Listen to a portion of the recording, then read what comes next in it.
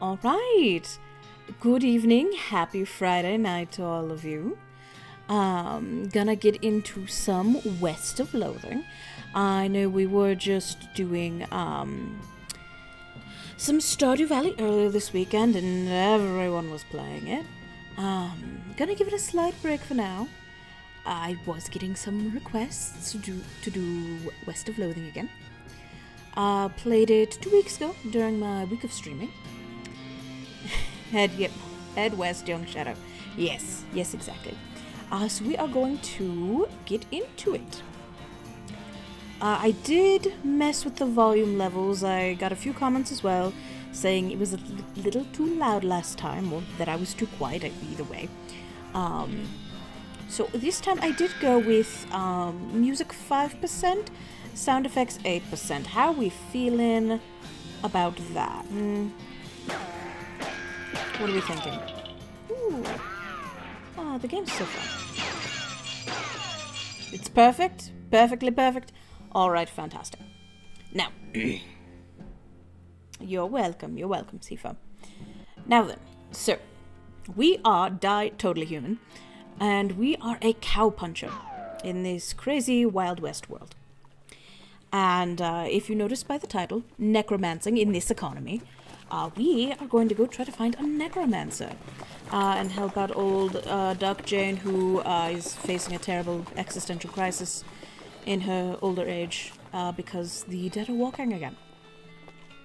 And there's a few other things. We're also going to unlock a railroad, maybe catch some crooks, might encounter some killer clowns, might encounter some demon cows. You know, it really just all depends. In this wild, wacky world that is only black and white. And I have silly walking enabled, which means I will do silly walking. So this is our room. This is where we come back to. This is Doc, my partner. Hey kid, what's on your mind? What should we do next? Well, if you're looking to find out the lay of the land, I'd guess a railroad crew would be able to give you a fairly literal interpretation. Any other ideas? We should get that saltpeter from Fort Cowardness. Ah, yes.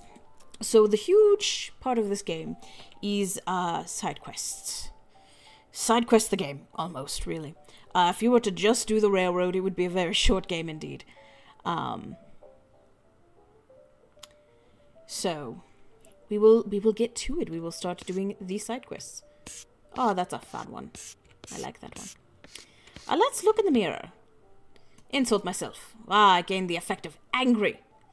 I call myself a flower-flushing, yellow-headed jerk. Ugh, terrible. So that gives me... Let's see here. Do we have perks? No, we don't want the map yet.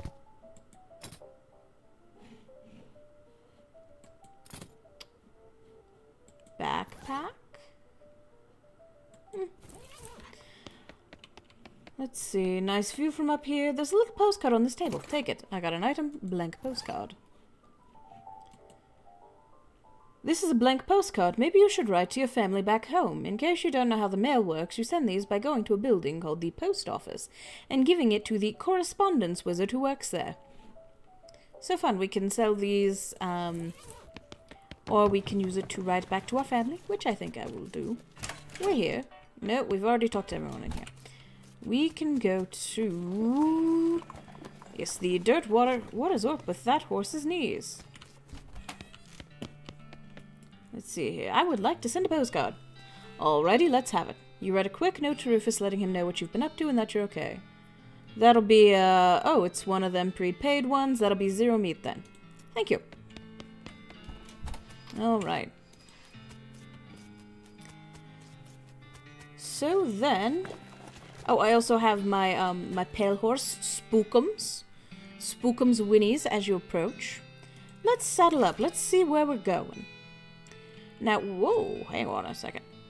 Now, we do have a few locations unlocked. And this is the entire map. It'll be filled with locations eventually. So we have the railroad camp, which again is main goals. We have Fort Cowardness. We have the Daveyard, or we always have the option of wandering and maybe discovering a new location. So what are we all thinking? What are we all thinking? Wander and see what takes us, or shall we try out one of these locations?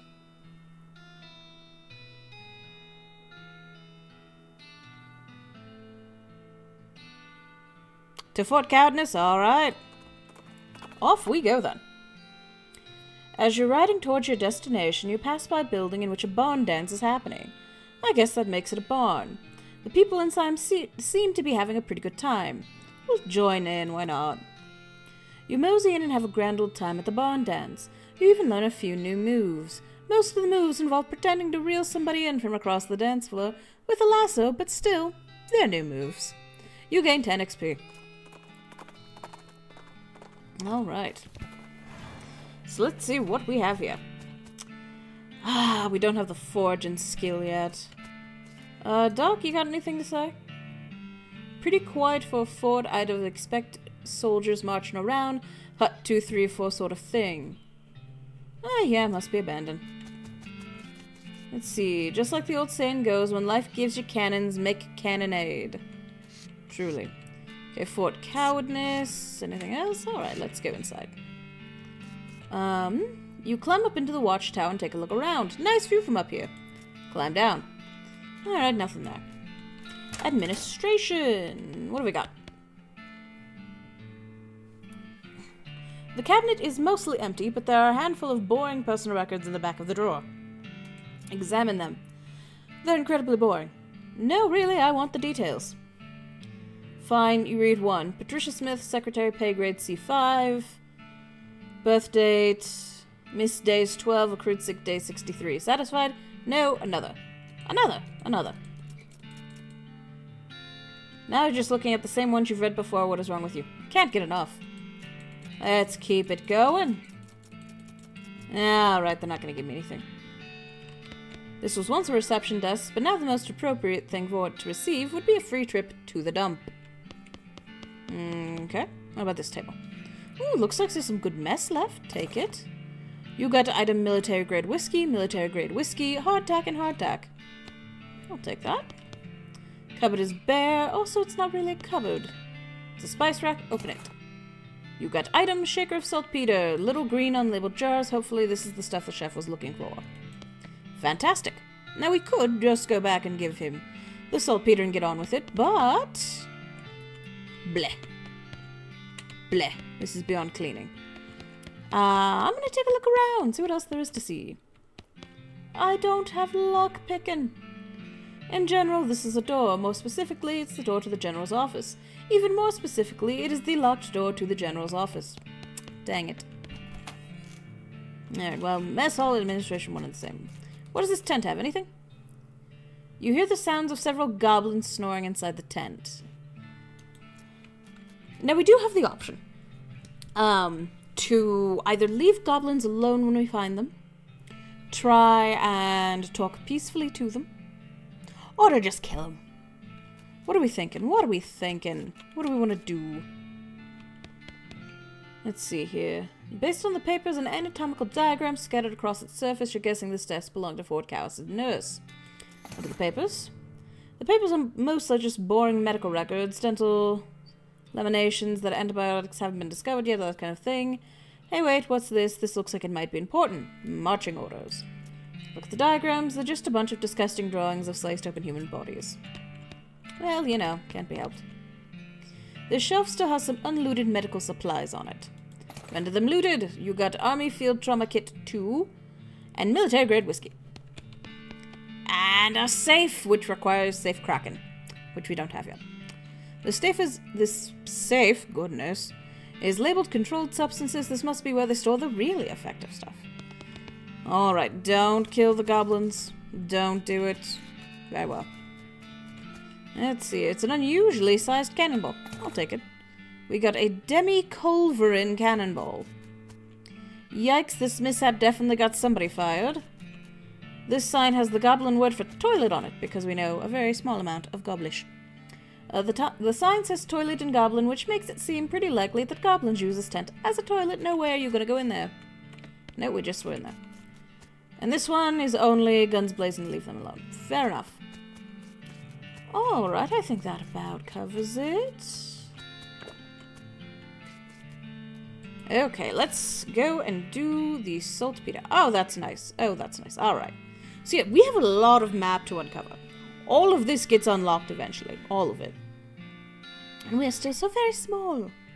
Best way we're going to Dirtwater.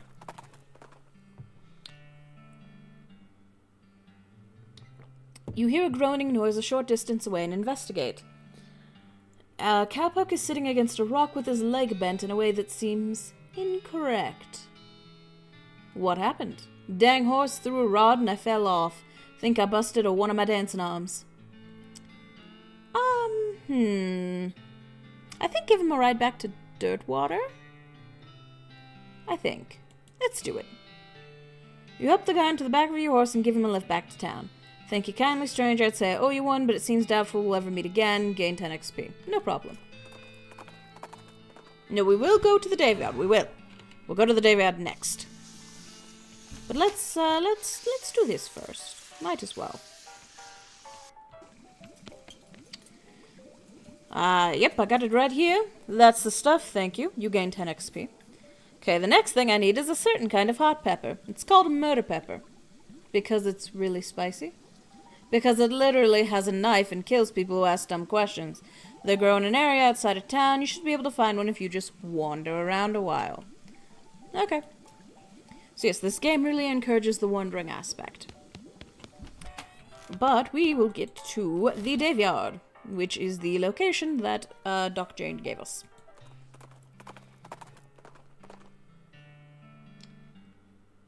Okay, a ghostly translucent bandit on a ghostly translucent horse rides up and points his ghostly translucent rival at you. Doc Alice? What did I say? Did I not say Doc Alice? Oh, I've been saying Doc Jane. Fair enough, my bad. Fair enough, I'm sorry, I apologize. Doc Alice. So, ghostly translucent bandit on ghostly translucent horse rides up and points his ghostly translucent rival at you, demanding all your ghostly translucent valuables. I mean, he doesn't actually specify that your valuables should be ghostly and translucent, but it doesn't seem like he'd have any use for any regular ones. Let's fight him. We got the jump on him. We are going to get beefy, which makes our attacks have more damage. And then, let's see, 15 to 16. Oh, hell yeah, stab the hell out of this man. Nice. And Doc Jane. It's Alice. Doc Alice. Doc Alice shoots him. Victory. We gain 10 XP and a bit of ectoplasm. You showed that bandit you aren't afraid of any ghostly translucent jerks. Alice picks up a bone and examines it carefully.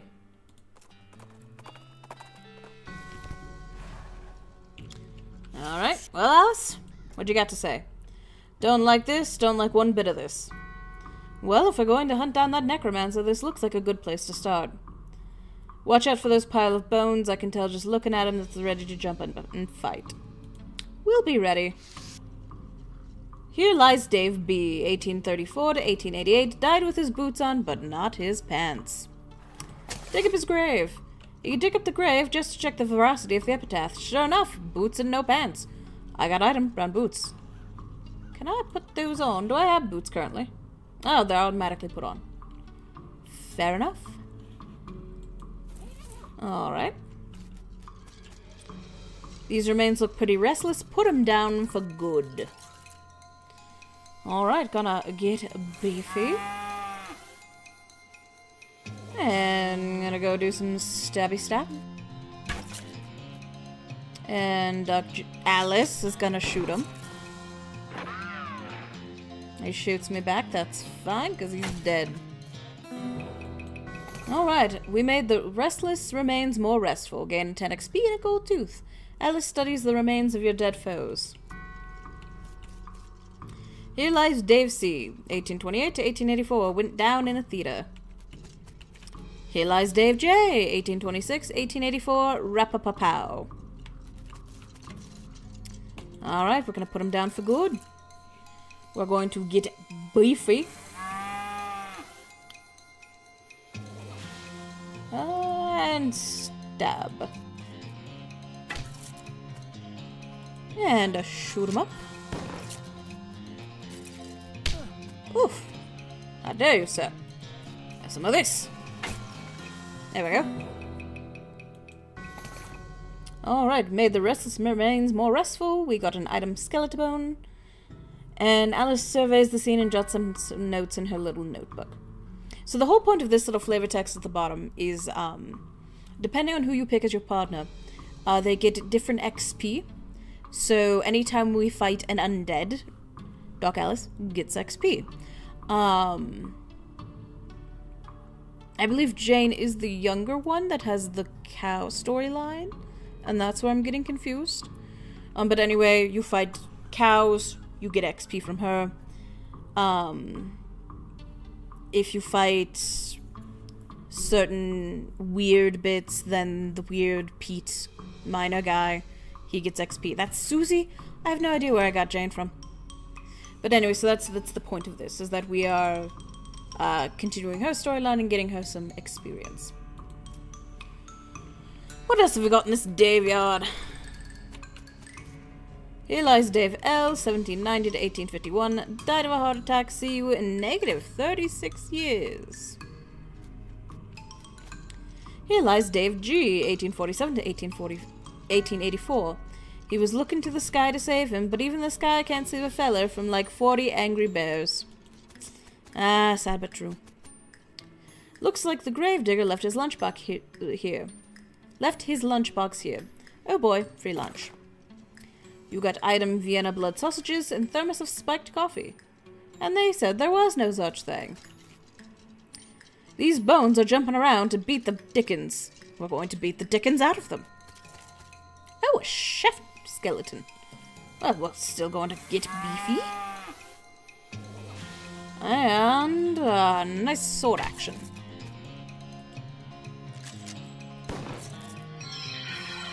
Oh, magical attack.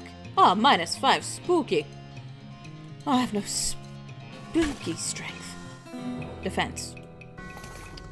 You check the bones for Dickens. Nope, you beat them all out. You gain 10 XP, you got item skull chips, skeleton bone. Alice studies the remains of your undead foes. Okay, what else? What else? Here lies Dave D, 1848 to 1884. The truth was out there. It killed him. Here lies Dave G, 1860, 1884. Murdered by a different feller named Dave G. It's a pile of bones that isn't moving around for a change. We'll dig through it. We got a skull with an odd tag on it.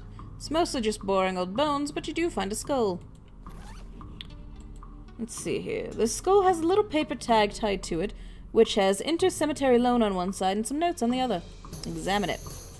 The tag on the skull has a serial number and says it was barred from the submission catacombs on February 19th, 1886. Geez, this thing is really late. The back of the tag has the catacombs address on it. You discovered a new map location, old mission. Skulls, let's check them out. Let's see it. Now, also, we have been getting some XP. We have unspent XP 70. So now is the time when we can start, you know, messing around a little bit. And figuring out what we want to do. So muscle makes more or less sense. That's our base attack. Mysticality, if we had a magic attack, we don't currently. Moxie is basically our charisma stat. Grit. Oh, it tells us right here. Muscle is a measure of how beefy you are. It affects how much damage you do when you hit stuff and how much damage you take when you get hit. This is your mysticality. It affects the amount of damage you do with spells and the amount of damage you take from spells and elemental attacks from bad guys, such as the spooky damage we just had. You've got Moxie Kit, and this is how much of it. Moxie affects how much damage you do when shooting and how much damage you take when getting shot. And these are also the three main classes. Cowpuncher, which is what I am. Beanslinger is magic. And then Snake Oiler, salesman, is Moxie. Grit, the extent to which you are truly gritty. The higher it is, the tougher you'll be. So let's see here. We have at this, so next level, 50 maximum HP, 2 plus stomach capacity so we could eat more things, and a pain tolerance of 2. Gumption, your level of get up and get her done. the higher it is, the quicker you are. So at next level we have 3 speed, 2 maximum AP, and 2 plus spleen capacity, so we can drink more drinking items.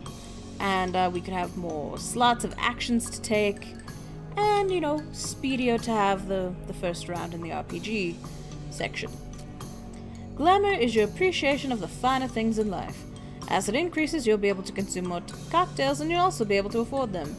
So we have plus 30% to meat gains, meat is our currency, plus 10 item finding bonus, and plus 2 liver capacity, which is more alcohol.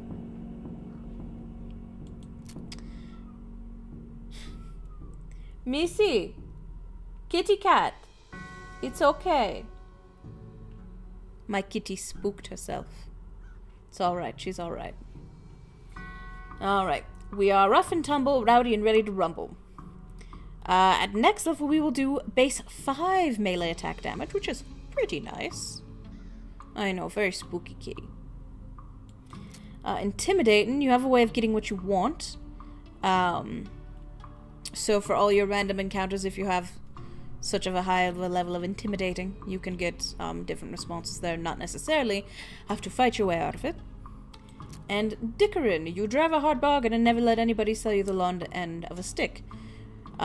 Which if we were to upgrade, which we currently can't do, we don't have the XP, we have 15% discount at stores. I think right now I would rather put money into Tough Customer or into Muscle. And maybe Moxie.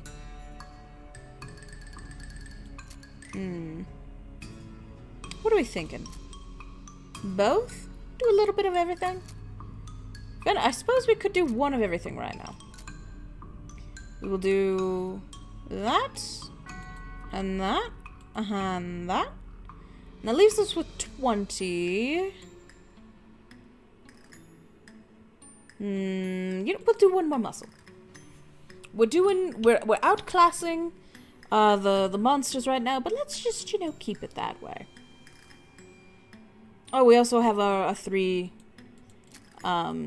skills currently that we can access during battles, but I'm okay with that. Alright, now let's go on in here.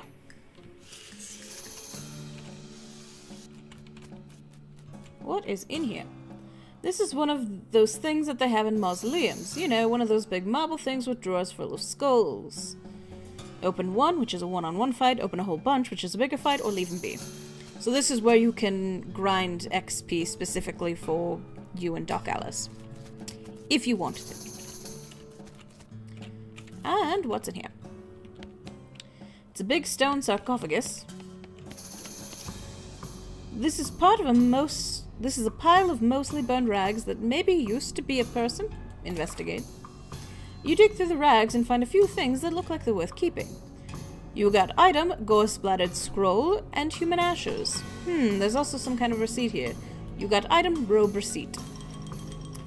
Some kind of ritual circle drawn on the ground in red chalk, surrounded by black flames. Oh, hang on. You're not lit. Can I do something about that? I cannot. Okay, well, what have we got? Robe receipt. This is a receipt for the delivery of 150 black silk robes. That sounds pretty ominous. It's time you start gathering clues about this whole perambulating dead situation that's going on around these parts. You grab a notebook and paperclip the receipt to the first page. You got item, Necromancer Journal. I should check this out. I'm going to see them. I was just about to. Hang on a second. This scroll is almost too covered in blood and viscera to read. Luckily for you that you've gotten all that practice reading inside of a dog. Read it. You scrape the largest of the giblets off of the scroll and read it. It says to take a pile of human ashes, spread them out in the shape of a person inside a red chalk ritual circle, and then sprinkle them with sawdust and place a mostly perfect or better glass sphere where the heart would be. Anyway, that's the gist of it. The actual text has a lot more of these and thous and such like that. Plus there's a bunch of weird gibberish you're supposed to say out loud while you're doing it. Okay. And lastly, marching orders. This is a set of army marching orders from before all of the armies marching orders were march back east just as fast as your lily-livered little yellow-bellied feet can go, you damnable cowards. This is a sort of marching orders directing a rifle division to Fort UNDEAD, far to the north of Dirtwater. You discovered a new map location. Treacherous territory up there. A fella ought to be careful. Will do. Anything else? We've examined that. Don't need that, don't need that, don't need that. This is a cannonball. This cannonball is made to fit a demi-culverin, a cannon with a bore diameters of 10 centimeters. No demi less, no demi more.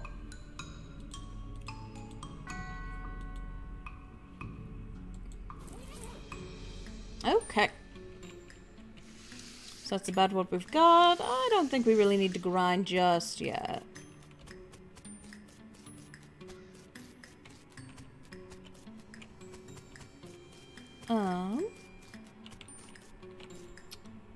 Alright. So once again, we have some new places. We could go back to Dirtwater, see what's around there. Railroad Camp, Old Mission, or Fort UNDEAD. What are we thinking?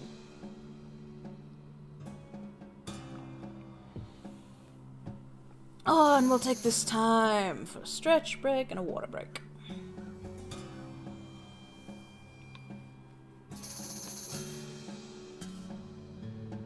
You want Fort UNDEAD? Fort UNDEAD it is. You have a run-in with the worst smelling snake you've ever seen. It's basically a cartoon stink line come to life. Hold our nose and fight it. Ooh! There's a lot of stench. And 66. Okay, alright, well. Alright.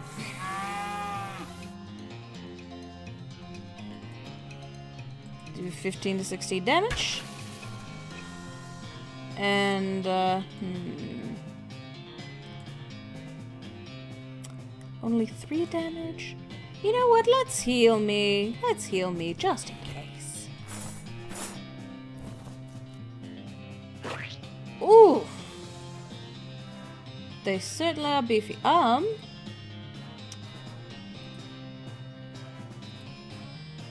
will throw the dynamite. Well, how am I doing? 17. Oof. Oof.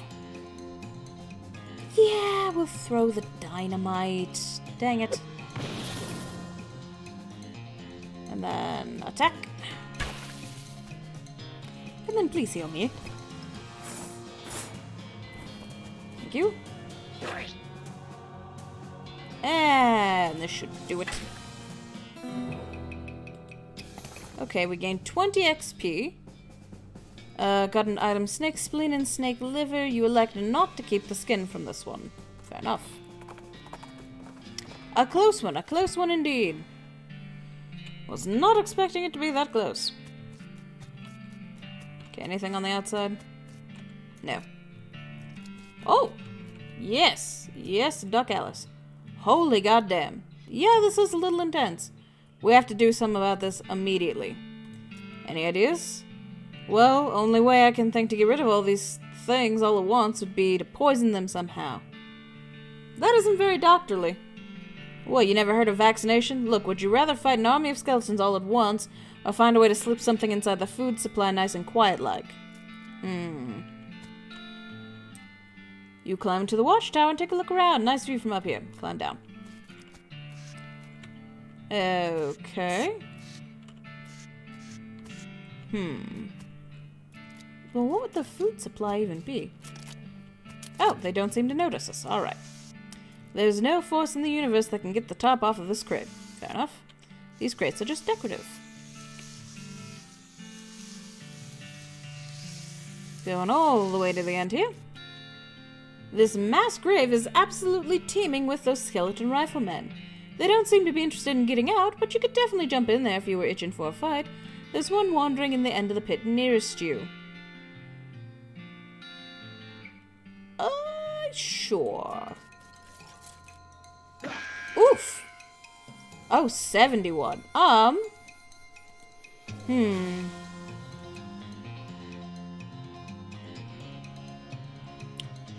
What do we think of the odds of a skeleton being flammable?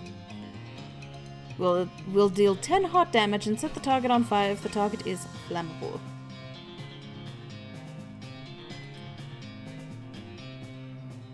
You know, for now we'll get beefy. And,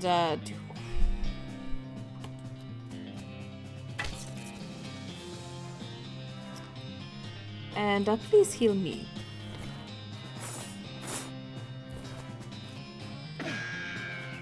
Okay.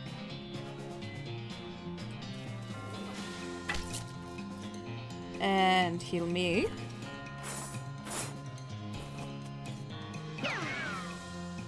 Okay.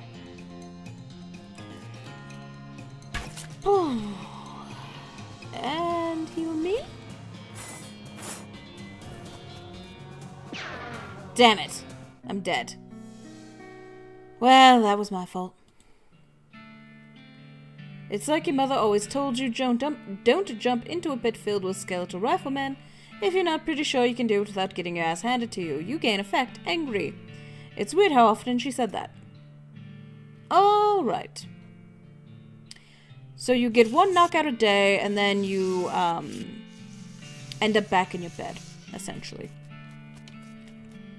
So, learned my lesson there, not ready for that.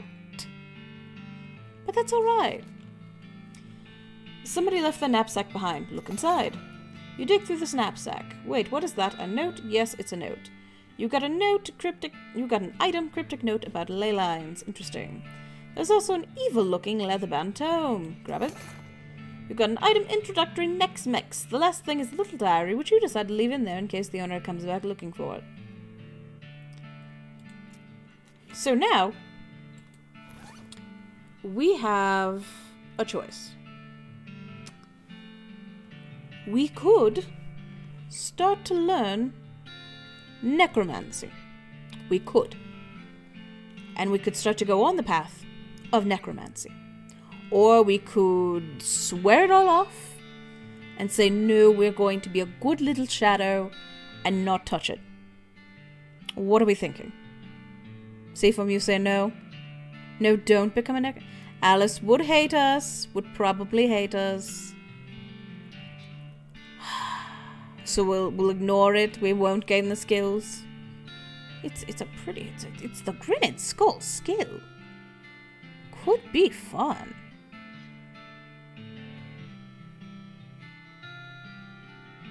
Tell you what, while we think about it, we'll look at the cryptic. No shadow. Be a good shadow. Alright, cryptic note about ley lines.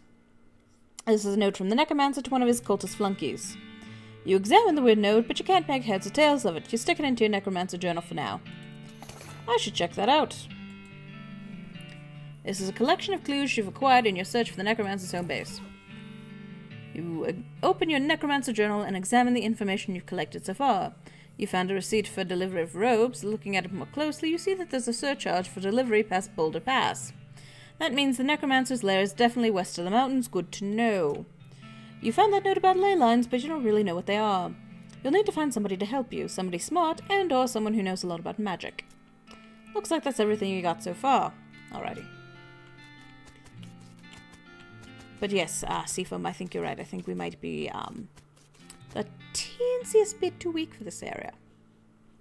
This trash can smells terrible. Dig through it. No way, not without stench resistance. Do I have anything that's stench resistant right now?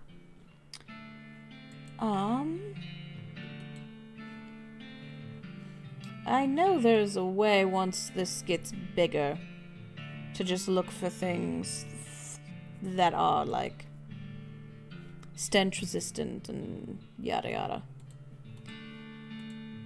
Alright, I think we don't have anything yet. Okay, mess hall.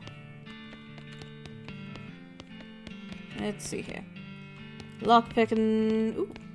This footlocker's at the foot of the bed, but it's not locked. Open it. We got an item. Needle. 3. Hang on. The lock on this footlocker is restored away to nothing. I need that flour and dirt water. That's true. That's true. Open it. I got item silver bullet and full canteen. Pick the lock. Requires lock picking. This footlocker is only half locked. We got smelling salts and incendiary bullets. And that requires a lockpicking skill. Okay, what have we got?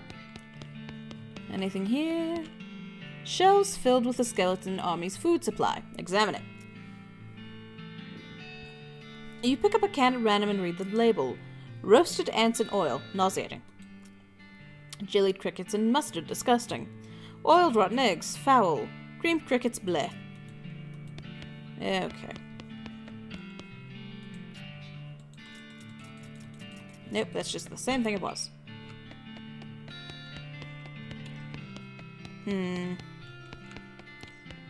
Alright, so that seems to be all there is in there. Okay, privy. It's a toilet and the flusher is broken. Yuck. Fish around in it. We got skeleton spore. These toilets are very clean. We'll flush it. Gain 1 XP. Flush it. Gain 2 XP. Flush it. Gain 3 XP. Huzzah. This table has a little model of the region on it. It's a giant map of the region. Huh. Alright. So yeah, perhaps we go back down a bit. And not go all the way up here to the very tippy top yet. Let's go back to dirt water. You catch a whiff of something that makes your eyes water. You trace it to its source, a vividly colored red shape hanging from a scraggly little plant. This must be the southeast western murder pepper that fella at the jewel was looking for. Grab it. Your finger and thumb immediately start throbbing as you pluck the pepper. You toss it into your rucksack before it can do any more damage. You got item, southeast western murder pepper. Well, fantastic! Fantastic.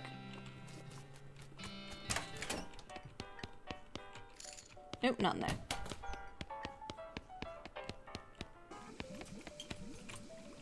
Did you find me a murder pepper? Yes, here it is. Ah, nice big one. That'll last a while. Good going. You gain 10 XP. Okay, so if you're still looking for stuff to do, I need someone to go check my mail. I ordered a new saute knife, but I haven't got the time to go fetch it myself. Here's the key to my post office box. Key to P.O. Box 441. That's easy enough. That's just right outside.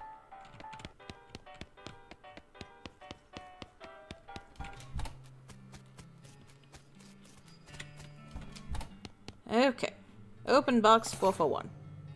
You open the box and a torrent of junk mail falls out to reveal a knife just sitting loose in the box. You pick it up, you got item saute knife. Back to the chef.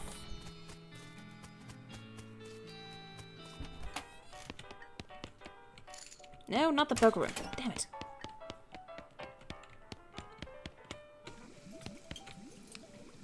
Here you go. Excellent, that'll work a lot better than that hammer I was using. You gain 10 XP. Okay, now I only need one more favor of you, but it's the most important. I used to have this recipe for a very secret jerk sauce. But my friend Dave J. stole it from me, and then he died and took the secret to his grave. Literally, I mean, he was buried with it. Hello, hello, Trident Thrower. Good to see you. Good to see you. Welcome to the chat. We should check out the sheriff's office too while I'm out here. Fair enough. We'll check the sheriff's office, and we'll go back to the... Good to see me, old chap. Good to see you as well. Literally, I mean, he was buried with it. So we'll go to Dave J. You want me to take his grave? He's dead, he won't mind. Well, okay. So we'll check out the sheriff's office, and then we'll go to the Dave yard. Alright. Let's also... We'll sell the necromancer book, so I'm not tempted. Of course I sold it here, so I could always get it back. Is there anything else I want to sell at the moment? What's with the meat?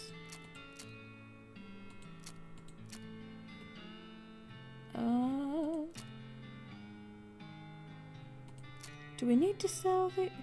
You know, we're not hurting for money right now. We'll leave it be.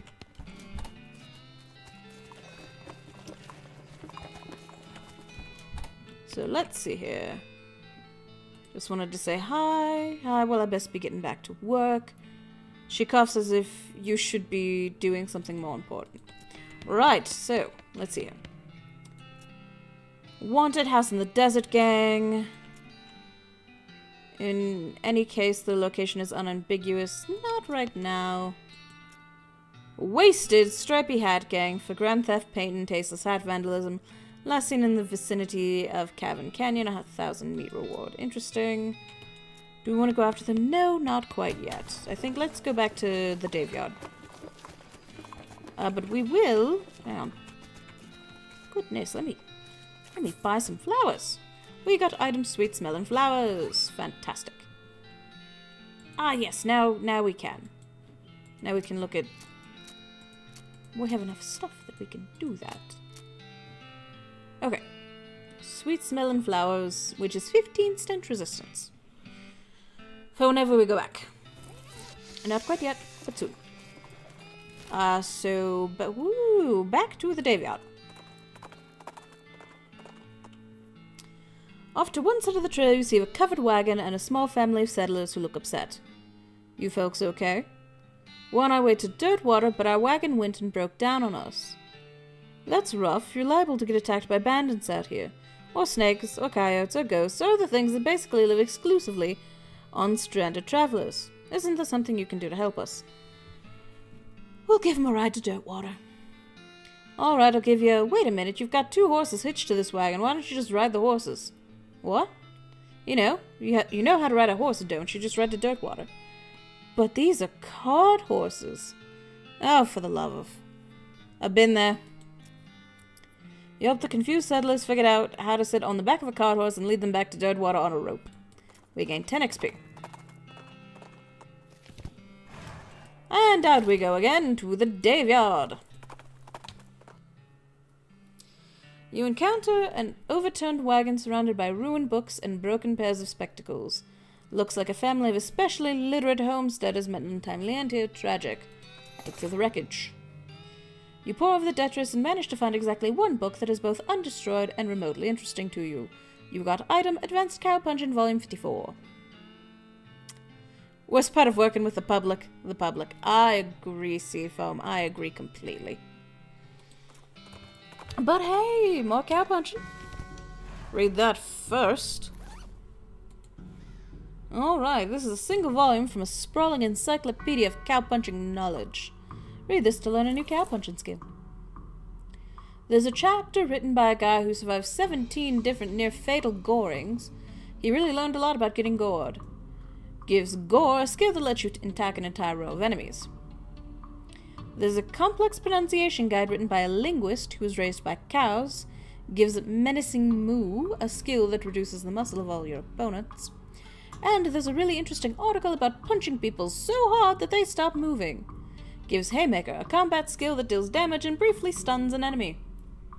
What are we thinking? We thinking gore, menacing moo, or Haymaker? I'm never really one for the strategy of it. I do like being beefy and just punching my way through things.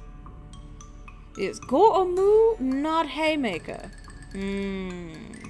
See, now personally, I thought gore or Haymaker. But we can both agree on gore? Fair enough. Trident? Any thoughts? Any thoughts on new skill? Perhaps they'll be the deciding factor. Gore? Tell me about it. Gore for sure.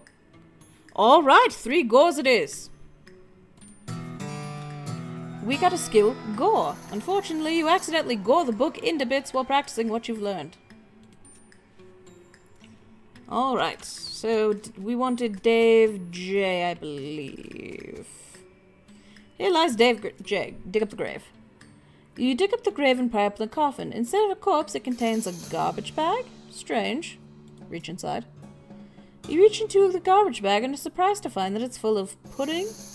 No, it's not just pudding, it's pudding and motor oil. Who would do this? Keep digging. You finally manage to reach all the way to the bottom of the bag and retrieve a sodden lump from the bottom. You unglob the wad and dry it off, then wash your arm in a nearby ditch. This better be worth it. You got an item, Dave's secret sauce recipe. Fantastic. As I should. Okay. Alright.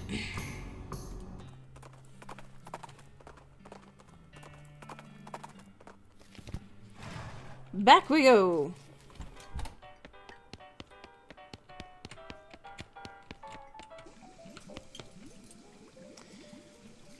Yes, I have it. Thanks a million, buddy. Now my slop will be world famous. You gain 10 XP. Here, let me give you a little something for all your trouble. It fell in the slop, but it's still good. You got item sloppy cowboy hat. All in a day's work. No, not that, not that. So, hats. I currently have my 4-gallon hat, which gives me 1 muscle. Or we have the sloppy cowboy hat. Cowboy hats are rugged and durable, but ruggedness and durability only goes so far in the case of catastrophic culinary carelessness, which is plus 3 muscle. The old sloppy toppy. Thank you, Seafoam. Thank you. That was delightful to read. You know, I guess we're gonna have to. It's plus 3 muscle. Yeah, we do gotta. We do gotta. All right. Get the muscles. Yes, yes, get the muscles indeed. Goodness. All right. Shall we wander a bit or go to the railroad camp? I think I want to stay this side of the railroad until we get a little bit more beefy. But you know, we could wander or railroad camp. What are we thinking?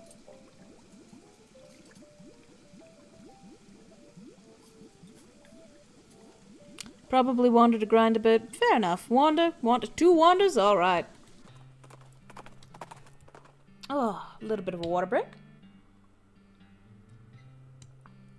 Howdy there, I'm Wandering Sally. Howdy, Sally, I'm Di, what you lie? Trading, I wander all around these lands, just like it says on the label, and I buy a little here and I sell a little there to make my way. Care to see the wares? Sure thing. And I don't believe there's ever anything here except for Sally. Yep.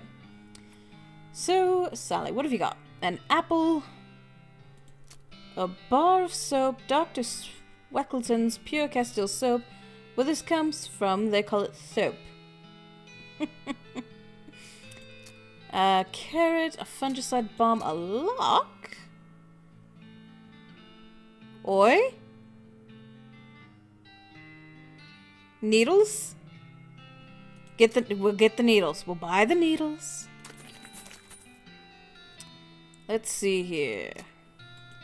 A lock. It's a padlock that got its name because it's a wizard that, like a wizard that protects your house.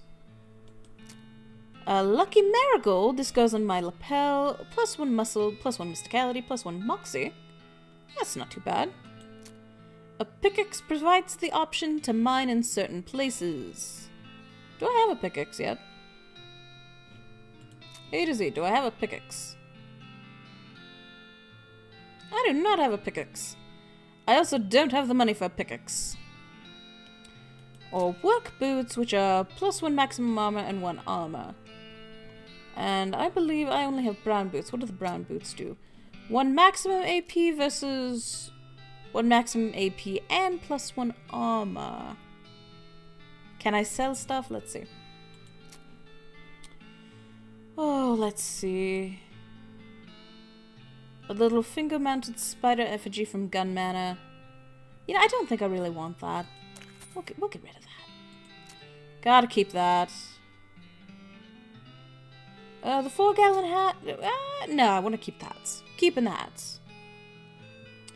Let's see here. Gold teeth probably could sell. Pair of silver cufflinks. Sure. Skull chips? We're up to 700. Wait, do we need the pair of silver cufflinks? I feel like we need those later. Am I wrong? Am I wrong? Because isn't there a place where we do alchemy or something? And we need the silver? Should I buy it back? I don't know. The silver plat... This... Yes! You know what? I'm gonna buy these back. I regret my decision.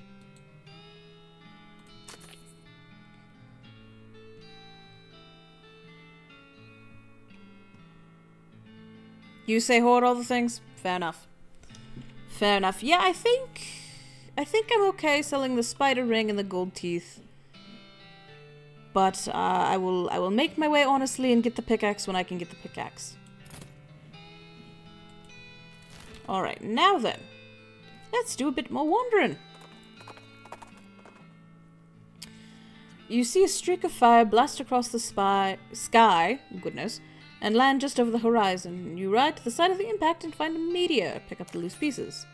We gained 643 meat. Well, dang it.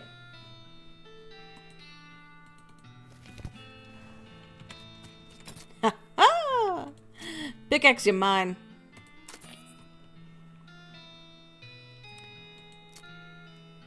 Do we want to get the lock, the bar of soap, the lucky marigold, or the work boots?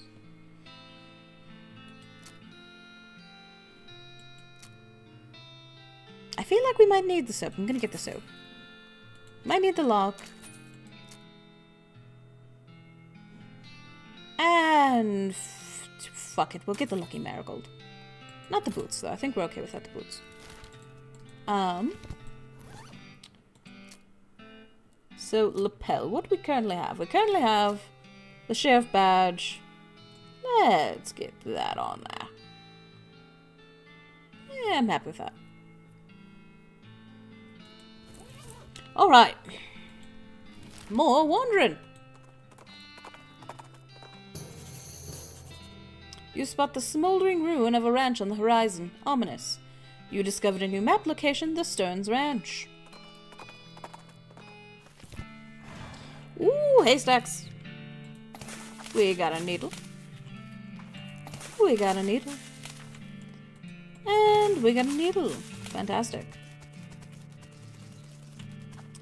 No foraging. Looks like Jethro's bones were dug up by some varmint or another. Search him. You got a charred locket among the blackened bones. You got item charred locket. You can use those needles at Fort Cowdness. This is true, but I still don't have the lockpicking skill yet.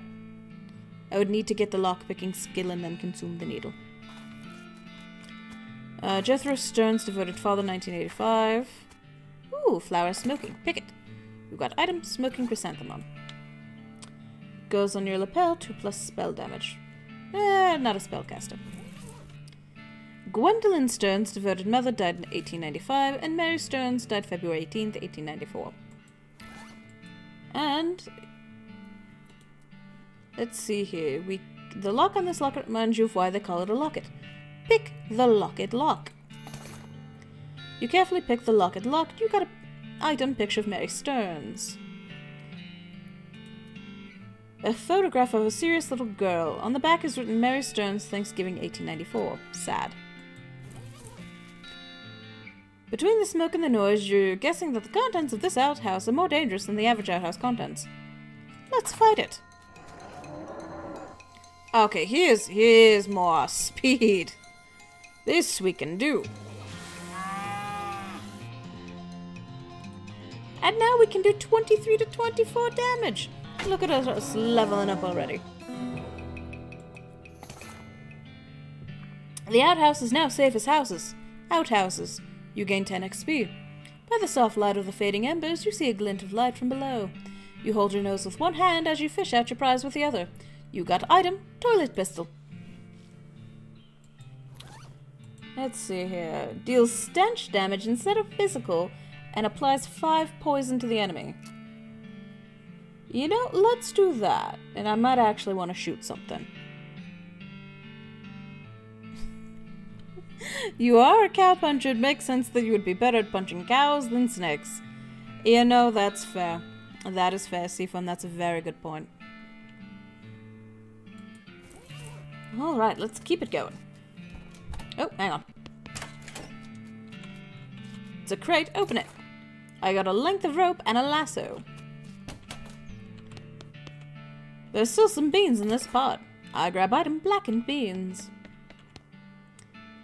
Ah, lockbox, true to its name, it's locked.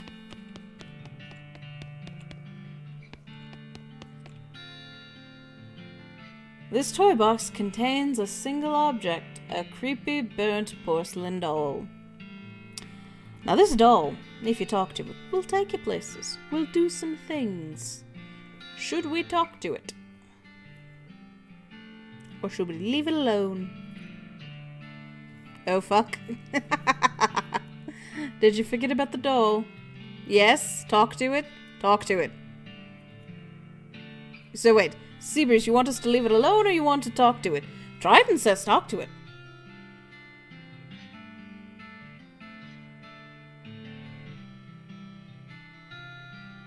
Nah, let's do it. You've been convinced. Good, good, good. Good, good, good. Caving to peer pressure, you coward. Talk to it. It's the work of a moment to fix the doll's voice box. Pull the string. You pull the string, the doll's eyes roll back into its head, and its mouth begins to move. Hi, I'm Grace. What's your name? You know it? Oh, silly Sifon. I'm Di. Hi, Di. You're nice. Do you want to play with me? Yes. Let's play. Hooray! Mary used to play with me, but we didn't get to finish our tea party before she went away. Will you help me finish it? Surely. Hooray! The game is almost over. Mary did such a good job. The doll's eyes roll back forward. Go downstairs and get my cup.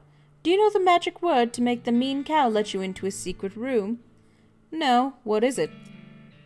The magic word is peanut butter. The doll goes silent. Got it? Peanut butter. You should, as you realize that talking dolls have not been invented yet. Spooky. All the books on the shelf are burned, but you notice something strange about the back of the shelf. Investigate. Your deft fingers find a hidden catch, and the back panel of the shelf slides away to reveal a secret compartment.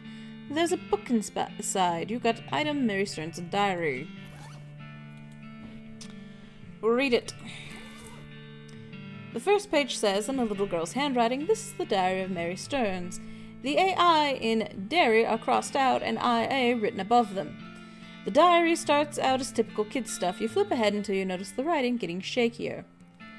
Found a dolly under a cactus out back, and she told me her name was Grace. Mama and Papa don't believe me that she talks. They say I got a big imagination. Grace says the cows are gonna get us, but Papa says we'll be okay, 'cause this weren't never a cow ranch. Grace says he's wrong, but Papa won't believe me. Grace says she can keep the cows away, but I have to play tea party with her. I don't like this kind of tea party, but Grace says it's important to keep the cows away. Mama was sad that they couldn't find Effie. Papa says she's been gone so long, they should put a cross up, but Mama won't let him because she thinks she'll come back.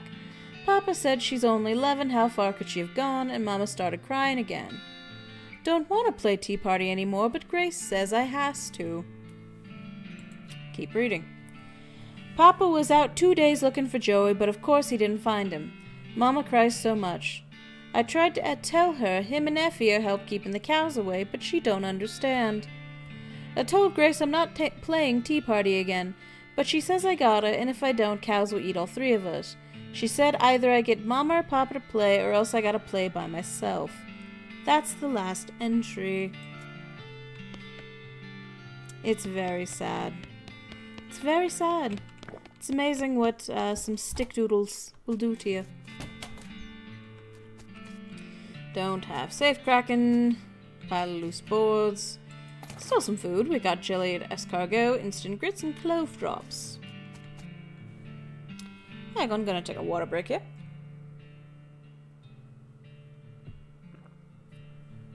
Ah, a lot of sad reading. There's a weird cow-shaped stain on the wall. Whisper, peanut butter. Atop this sinister-looking altar sits a copper goblet filled with what appears to be blood. Take the goblet, destroy the goblet, leave it alone for now. We'll leave it alone for now. We'll look around a little bit.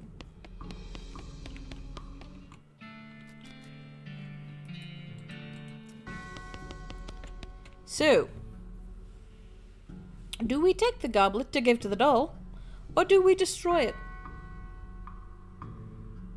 We could destroy it. We got the muscle. And we could, you know, say F you to that doll by breaking it. But we will incur the doll's wrath. Could do what the doll wants. Loot. Loot. I suppose we don't have to give it to the doll. Seafoam, what you thinking?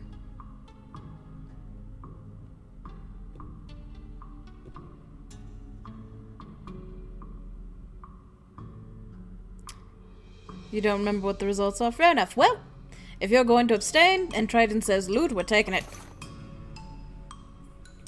You're adrift.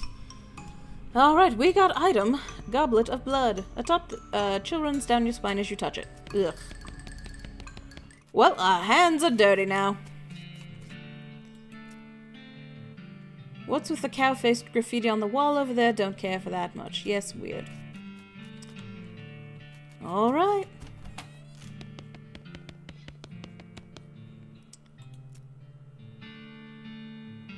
Grace's eyes begin to glow. My tea! We can finish our tea party now. Do we give her the goblet or do we keep the goblet? We could keep the goblet as loot.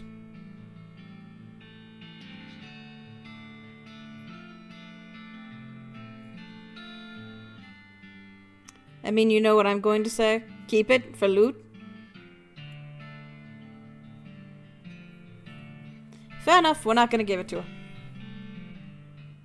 You say give... Well! Since Trident's newer, I'm going to go with them. You don't think it's a good idea to pour blood into a clearly haunted doll's mouth. A little plume of smoke rises from Grace's right nostril. Give me my tea. Nah. Her eyes narrow. It's okay, you'll be back. Curiosity will get the better of you. And you'll be back. Her mouth snaps shut and her eyelids close. We'll see about that. So we did not unleash her. We did talk to her, but we did not unleash her. I suppose we could later. Oof, hate that. Well, well. Let's see, what else have we got? What else have we got? Let's try some wandering. See what that does for us. You happen across an abandoned crate which apparently fell off a wagon or something since the lid has been knocked loose. You know what that means? It's mine, all mine. You fish through the crate and help yourself to the contents, which appear to be mining gear. So you're even more right than you knew. You got item can of kerosene and smelling salts. Sweet.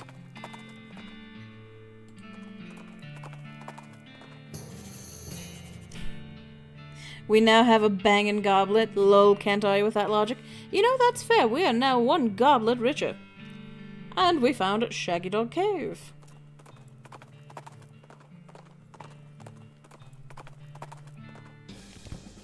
Okay. So what does this goblet of blood do for us? This is a goblet of blood from a cursed altar in a spooky secret basement room. It's probably safe and fine and good, and I'm definitely going to keep it on me. Don't do it. Don't go to Shaggy Dog Cave. Why not go to Shaggy Dog Cave? Well, we're already here, Seafoam. There's a plaque bolted to the cave wall here. It will take forever.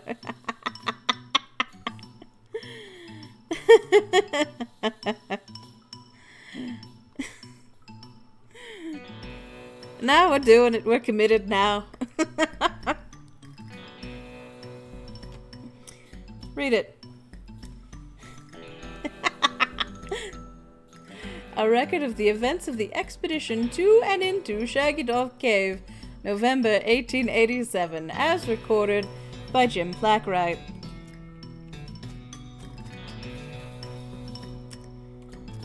Having acquired through various and sundry means a story which is interesting in its own right, but better saved for another time, a map purporting to lead to a large cache of jewels and ingots of precious metals hidden by the infamous highwayman and train robber Black Cole Jr. in the years before the cows came home, I, Jim Plackwright, along with 3 compatriots, these being Nathaniel Wyman, Cyrus Howard, and Douglas Watts, set out to find Shaggy Dog Cave and the aforementioned treasure. You know, that's alright, Seafoam, because I deeply, deeply love you. Which is why I'm doing this. Our equipment and provisions consisted of 1 cart and a horse to pull it, 4 additional horses to be ridden, 2 shovels, a spade, and a mining pick, a large coil of rope, 1 large basket of eggs, as well as an assortment of other trail provisions and cookware, my own collection of blank plaques and engraving tools, 1 large and shaggy dog, and a butt fur.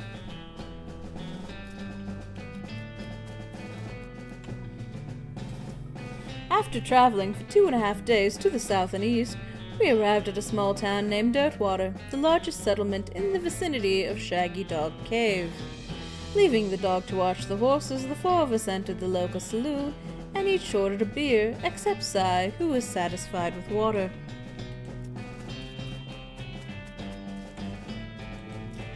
The barman provided our drinks as requested and then withdrew a small wooden box from within the bar, asking us if we'd care to witness something real interesting. Considering that we still had quite a few hours left to travel, we politely declined and asked him if he knew the way to Shaggy Dog Cave. He replied that he had never been there personally, but gave us rough directions, which correlated nicely with the notes on our map.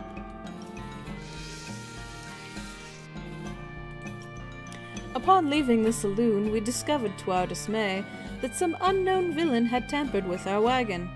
Fortunately, the only supplies missing were the butt fur and the entire basket of eggs, apart from one the dog had concealed within a pocket for safekeeping. We also discovered that the dog had absconded with one of the horses, forcing Nate and Sai, after drawing lots, to share.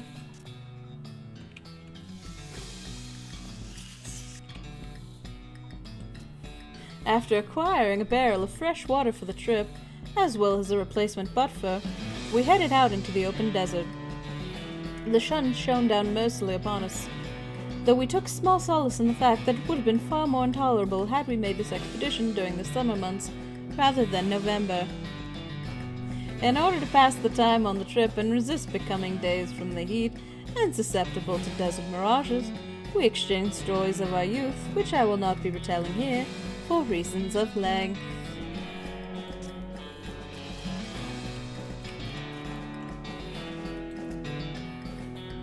I am having a delightful time, Seafoam, thank you. However, I will relate to you 3 odd occurrences that happened to us during our trek through the desert. The first was 2 or 3 hours out of Dirtwater, when Nate noticed a glint of sunlight upon a metallic object partially buried in the sand. This was revealed to be a brass oil lamp of foreign design and manufacture, which fortuitously still contained a quantity of oil. Deciding this might come in handy, we stashed it in the wagon with our other tools. It's doing many, many things for me, Seafoam. Don't you even worry about it. Our next encounter was with a nomadic goblin tribesman, who we discovered spoke excellent English. It inquired as to our destination, and we replied that we were looking for Shaggy Dog Cave, though we did not disclose the reason for our journey. The goblin confirmed that we were heading on the correct course, and mentioned that he only had a short time earlier witnessed a large and shaggy dog riding a horse in the same direction. We all agreed that this was an unusual sight indeed, and continued on our way. Sometime later we encountered a large adobe hut, occupied by 2 identical-seeming old men with wild hair and long white beards. They invited us to take shelter from the heat, which we gratefully accepted, and introduced ourselves as hermits. This struck me as peculiar given that there were 2 of them, but I felt it would be rude to question them on that point.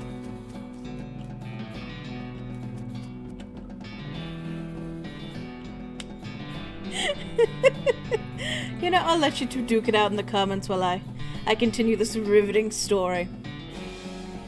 One of the hermits confirmed that we were near Shaggy Dog Cave, and the other hermit confirmed that what his brother said was true. They also commented that they had seen a large and shaggy dog riding a horse in that direction. We all agreed that this was an unusual sight indeed. The hermits refreshed our water supply in exchange for our butt fur, and we continued on our way, excited to finally be nearing our goal.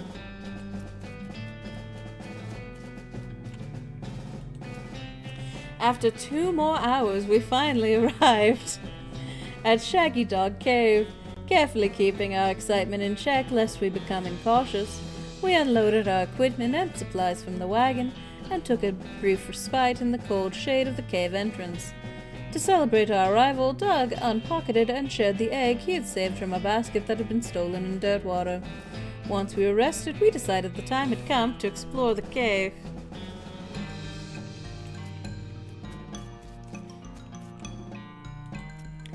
Discovering that we had neglected to pack torches, lanterns, or any other light source with which to illuminate the cave, we declared that it was indeed fortuitous that Nate had discovered that antique oil lamp during our travels. He gave the brass a quick shine and then lit the wick, and we were relieved to discover that it lit easily and provided a very adequate amount of light.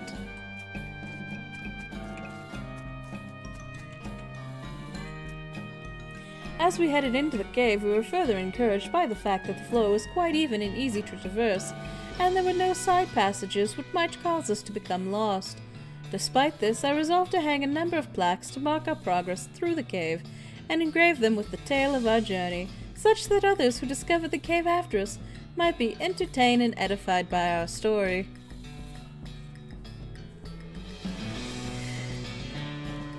Each of these damn plaques were hand-carved and hung up here to tell the story in the longest, most stupid way possible, and it offends me on principle.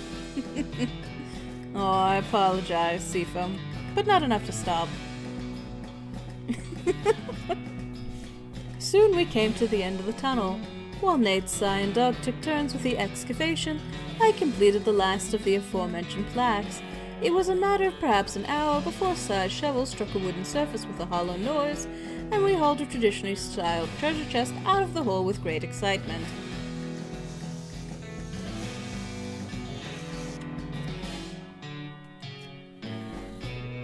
The chest was locked with an ancient and rusting iron padlock, which broke easily from a single swing of our pickaxe.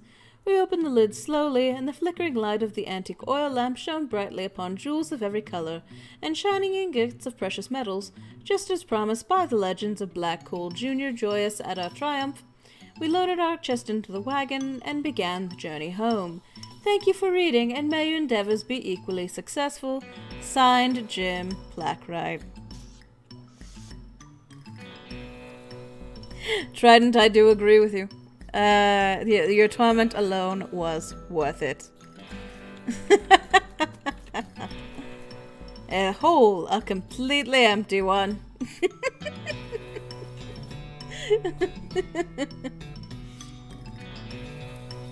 All right.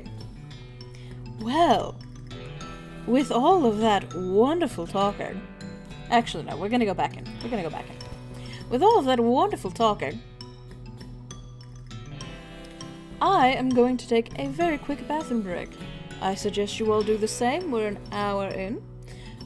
Get a water break, get a bathroom break, get what you need, and I will be back oh so shortly. Alright, hope you all had a good bathroom break, and let's get back to it here. Thank you so much for being patient, I appreciate it. Hopefully y'all got something yummy on a Friday night. A snack, a drink, you know, who knows? Who knows? Speaking of, should I eat anything? Nah, I think I'm okay. Let's see here, what else? We'll go to the railroad camp. Let's see here. Spookums takes a weird turn somewhere and you find yourself completely surrounded by old dead trees. Where are you? A grey mist closes in on you as Spookums marches confidently forward through the gnarled and ancient forest. You shudder. Keep going. Spookum stops. Through the fog ahead you see a shape. You dismount to investigate and it reveals itself to be the shape of a pedestal topped with the shape of a book. Take the book. A chill runs down your spine as you touch the book. You got item Fundamentals of Nex-Mex. And we're not going to read it. Even though I want to.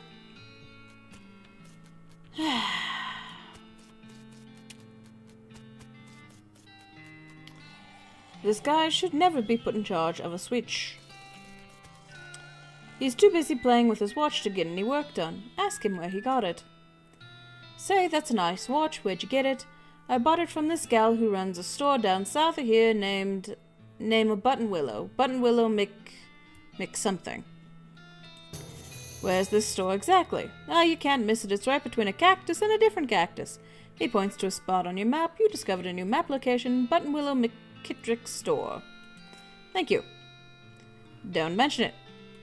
Mentioning it. No, really, thanks a lot. The man furrows his brow. Sure, don't mention it. I mean it. I really appreciate you telling me where the store is. His eyes narrow. Really, it is no trouble at all. Don't mention it. I mean it. I mention it.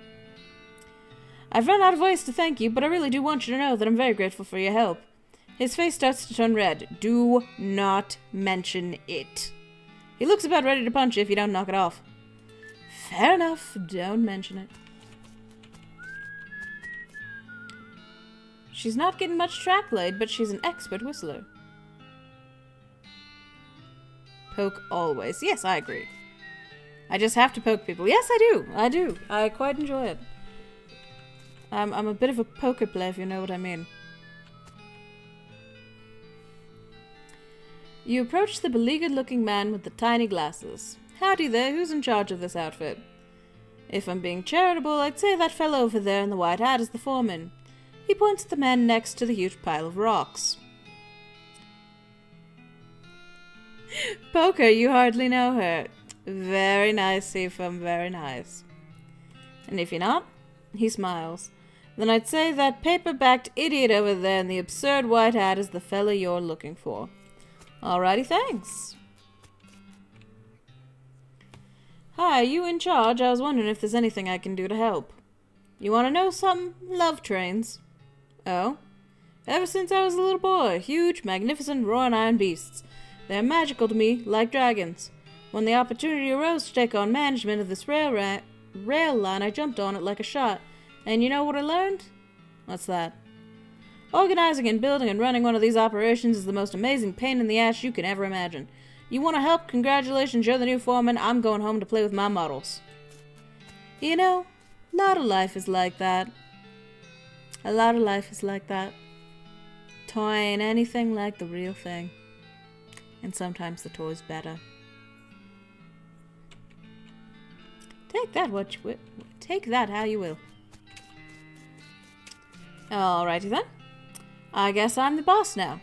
Man looks you up and down. Well, I suppose you can't be any worse than the last clown. He extends his hand. Name's Smee. I'm your assistant. What's the situation? Well, I'm sure you didn't miss seeing this giant pile of rocks blocking our path. The surveyors say there isn't any other suitable mountain pass, so we can't reroute it away even if we had the months it'd take. Any ideas? Well, by my calculations, we could dynamite it clear without too much trouble. Problem is, it'll take a lot of dynamite. A whole year's worth, I figure. We used to keep that much on hand for emergencies just such as this one, but a pack of goblins stole it all, sneaky little varmints. Alright, I'll get it back for you. Glad to hear it. The goblins are holed over in Gustavin Gulch. It's a real rough place. You might want to spend some time getting the lay of the land and honing your fighting skills before you head that way, especially if you plan to go in guns blazing. You discovered a new map location. We don't need that specific dynamite, though. Any you can lay your hands on be fine, so long as there's enough of it. I'll look into it. Good Samaritan over here. Yeah, me being so good. Offering to do the absolute most while I walk around. So good. The best. The absolute best. Best I could be, honestly. Alright, well.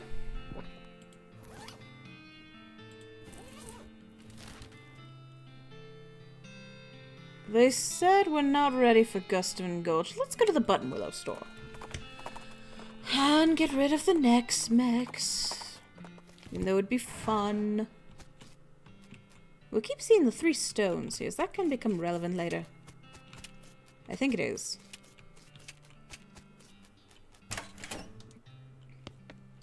Shelves laden with various goods. No fun for me, I know. The woman behind the counter stares at you with a huge grin on her face. She gestures at the goods she's got. We'll sell the next mechs. Advanced cow punching, though. Desert drinking and eating gives you the foraging skill. Can I shoplift in this game? Unfortunately, no, I cannot. A very sad trident, I know, but we can't. I know. I know. Terrible. Disposable binoculars. Want to look at them more than one thing through them? Too bad. So we could go to one of the forts, go up to the look tower, and find a new location using these. As a one-time use. Ah, advanced cow punching. We only need a little more.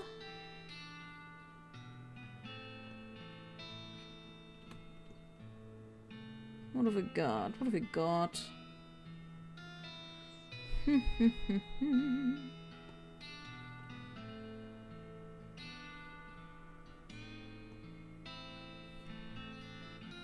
She's not going anywhere? That's fair. You want the binoculars? We'll get the binoculars and get more later. Alright. Alright. Have your way. What is the dusty turnip for? I believe it's just a food item. Yes. Increases my muscle, mysticality, and moxie by 1 for the rest of the day. It is a turnip covered in grit. This is going to sound weird, but I never like to eat any of the food because what if I find a better food item later that I want to eat, but I can't? I can silver plate it and turn it into a hat, I think. I believe also I can do that. But anyway, so I hoard all the food and drink items and never do anything with them. But anyway, let's go back to Fort Cowardness and try and get a new location. I'm telling you, hoard everything. I agree with you, Trident. I'm also hoarder at heart. But you just need to get stronger to eat more. Yeah, that's true as well. Alright, use my binoculars.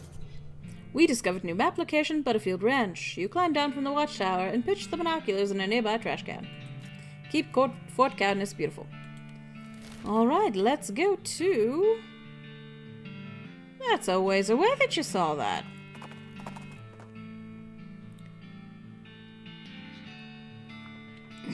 There's an open grave here, but it doesn't have a skeleton inside. I wonder what they're asking for rent. Jump in and see what I find. Oh hey, the previous tenant left some stuff. Well, it's all yours now. You got skull chips, skeleton bone, and an old wedding ring.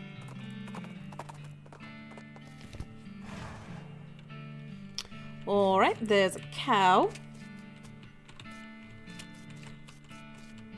Foraging. Alright, let's fight this cow. Let's punch this cow. Oh, shit. Oh, shit. Huh.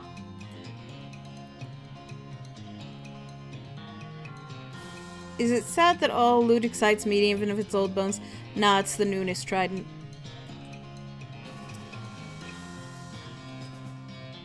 Oh, shit.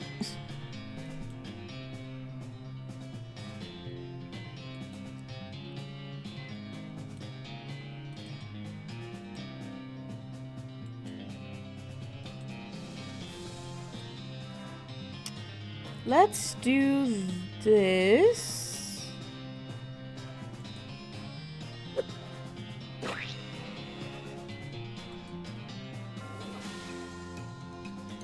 Let's get beefy.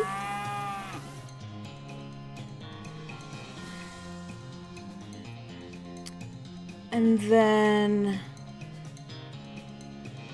this, and hopefully I don't die. Only 3 people. Alright. Alright.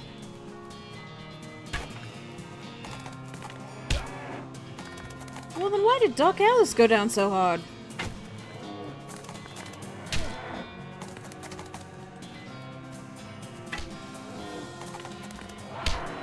I do got this. This is easy.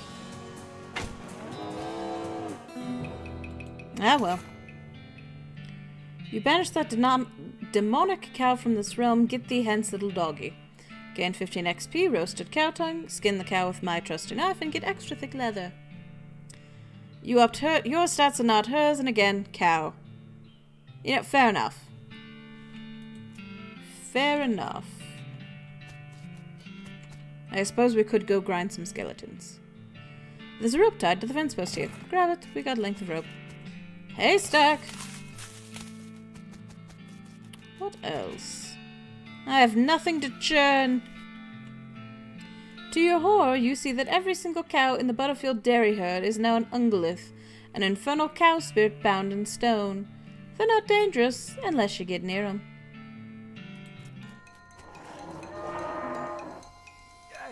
Okay, can do only spooky damage. Or mystical damage. That's alright. Let's get beefy! Yeah, we got this. We got this so good. You can't do nothing. Not a single bit. And you're dead. You thin the herd a little, not enough. It could never be enough. You gain 15 XP. You get Menudo Geode, probably pronouncing that wrong, and a brass bull ring. What do those do? A sell value, years of being stuck in the nose of a cow have done nothing for the finish on this thing. And I could eat this! Sometimes a pocket of intestine remains behind when a cow undergoes the transition into an infernal ungolith, and you get one of these, a stone sphere full of boiling tripe. I see. I see. Lovely, Trident, lovely. You know, I think I am good. I don't think I'm gonna eat that. Barn door's locked. You notice some words carved in the side of the outhouse. Curly was here. Wait a second. You recognize that name. Curly. Curly Butterfield. The legend of Curly's meat. Looks like maybe this outhouse is worth investigating. Luckily, you don't actually have to go inside the outhouse, because once you open the door, you find a map scratched onto the inside of it. The map reveals the location of a mine just west of the ranch, labeled Coal Ridge. There's an inset map of the mine itself with a big X scrawled between three strange triangular icons. Curious. There's something buried in the smoldering embers. You got Red Hot Poker! What does that do? Deals hot damage instead of physical. Interesting. Interesting. As opposed to 5 to 6 saber, 6 to 9 hot damage though. You know, we'll try it. I'll see if I like it.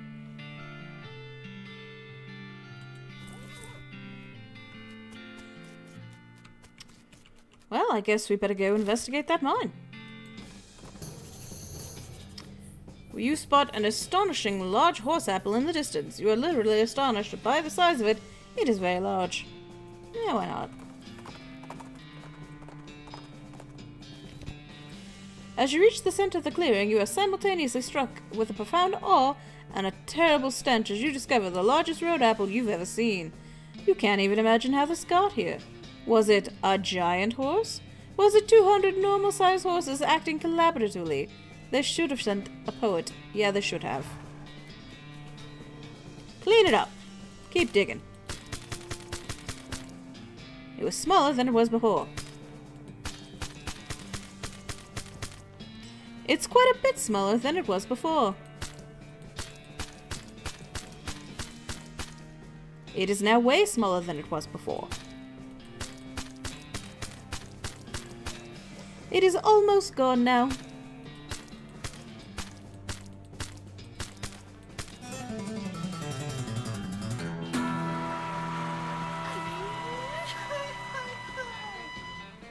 Is that lady in the background always drinking? Yes. So, if you missed the first episode, this is Doc Alice. She is professional shit show over you. Damn, she gets around. Yes, so this is Doc Alice. This is a partner who we picked up. She was an older doctor, near the age of retirement, when suddenly all of her patients started rising from the dead. And it gave her a terrible existential crisis, where she started to question all humanity and religion and tried to drink herself to death. We convinced her to drink herself to death a little bit slower while we tried to capture the necromancer responsible. And that's why she's with us. Which is also why I'm not allowed to do the necromancer magic. Fun as it would be. But Doc Alice would be disappointed in us, so. Can't do that. I believe there's nothing else here.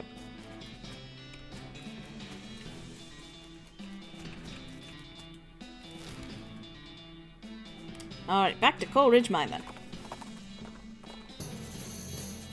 You find a flyer for a dynamite store up north. It's shot around the edges like it got blown here by an explosion.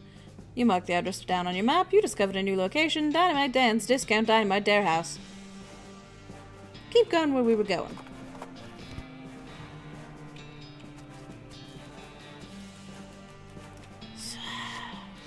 Foraging! Anything in here? No. Okay, that's where we just came from. This row of lockers here must have been used for storing personal effects of the fellows who used to work this mine. The first one is labeled Ellsbury WM and doesn't have a lock on it. The label on the second one is covered in some kind of white goo, and the third one is labeled Loose Ben and has a combination lock on it. Open the first locker. The locker contains one of those mining helmets with a lamp on it and a bottle of laudanum. You got item Ellsbury's helmet and a bottle of laudanum. Okay. Open the second door. You open the door to reveal a skeleton covered in the same white goo that was on the outside of the locker. Ah, you get it. This guy must have died after his coworkers played a prank on him where they stuffed him into his locker and then filled it with shaving cream. I can't believe you dang jerks stuffed me into my locker and then filled it with shaving cream. I died from that, yells the skeleton, confirming both your insight and his vengeful, murderous intent.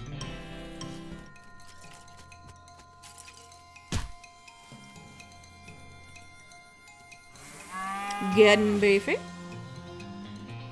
And let's poke him. Ooh, 22 hot.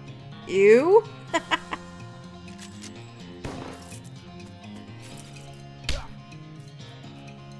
Yeah, how much? Okay, Alice only has 15 health. Fair enough. Anyway.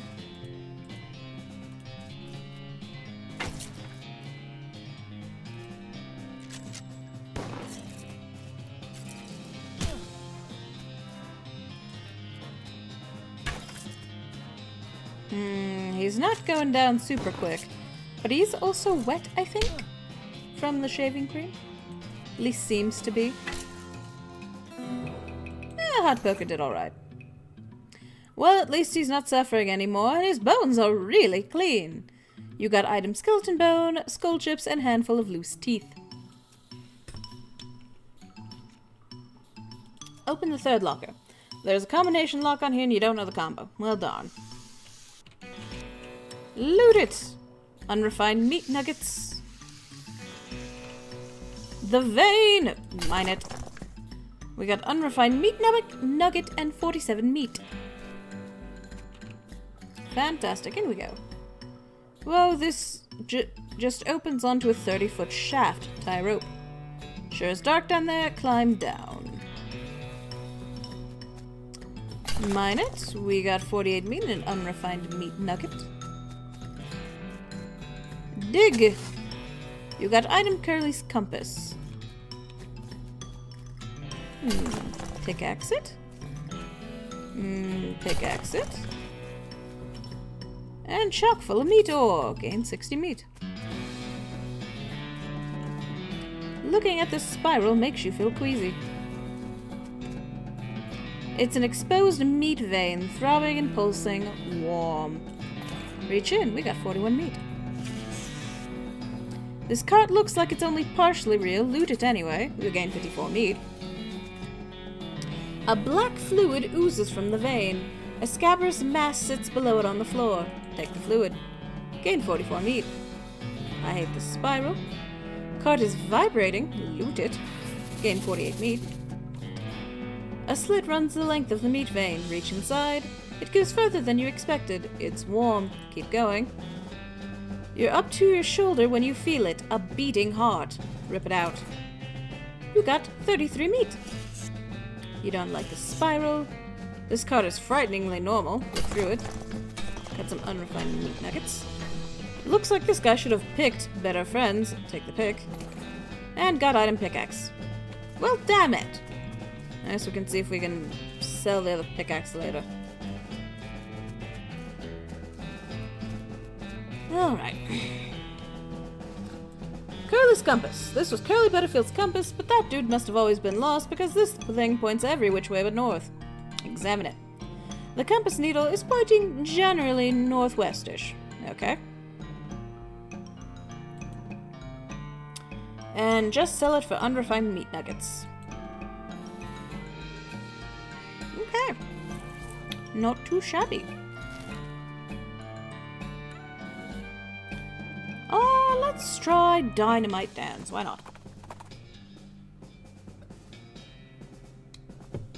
You hear a rattling noise behind you, another rattling noise off to your left, and a third rattling noise from somewhere ahead.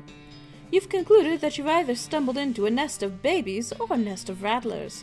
A quick glance confirms it's the latter. Not unexpectedly, really. This is no place for babies. Alright, we are going to get beefy. Are you going to try to buy the dynamite or get it from the goblins? I'm not sure yet. I think I'll go to both places and then let you all decide.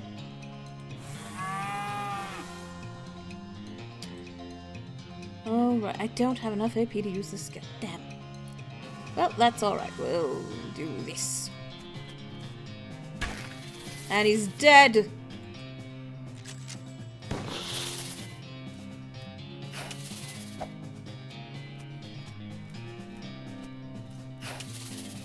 They're trying to poison me. Look at all that poison.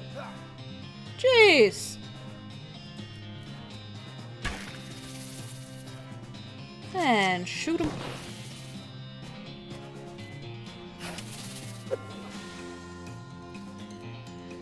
Good sir, that's a lot of poison. That's okay though. You defeated all of the babies. Wait, no, they were rattlesnakes. Right. You got item snake liver and skin one of them to get a rattlesnake skin.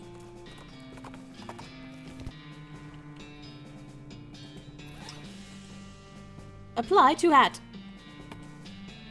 You wrap the skin around your hat and clip it together with the snake's fangs, which you forgot to remove from the skin. So now I have a sloppy cowboy hat with a snake skin. Plus 6 muscle. Nice. Nice. Okay, anything else around here? Nope. Alright. Contains enough dynamite for a whole year. Dynamite 1 year is stenciled onto this crate in an official looking typeface and is 4,500. Dynamite is 20.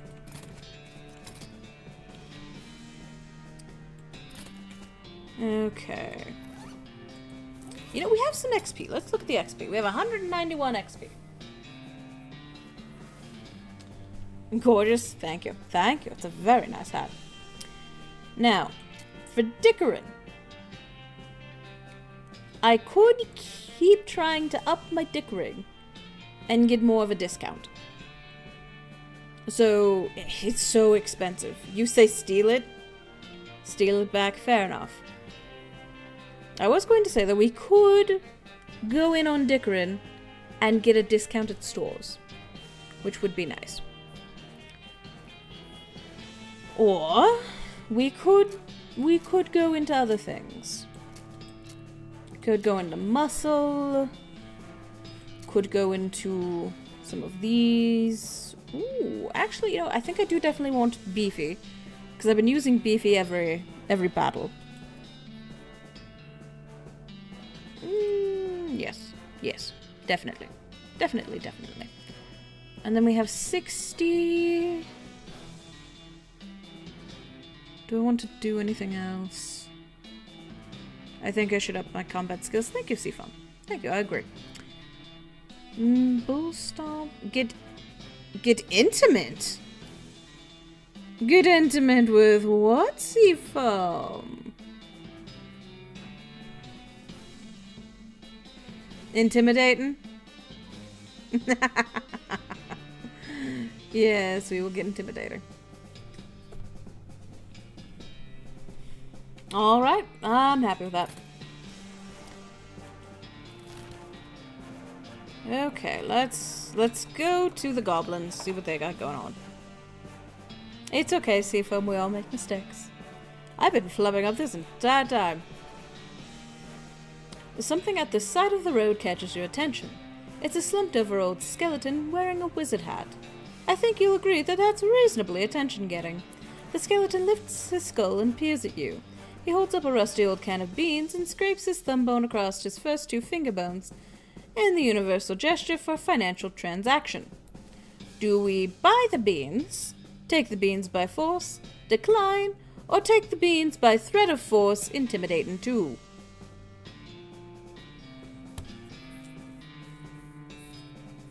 We could fight him and get the XP.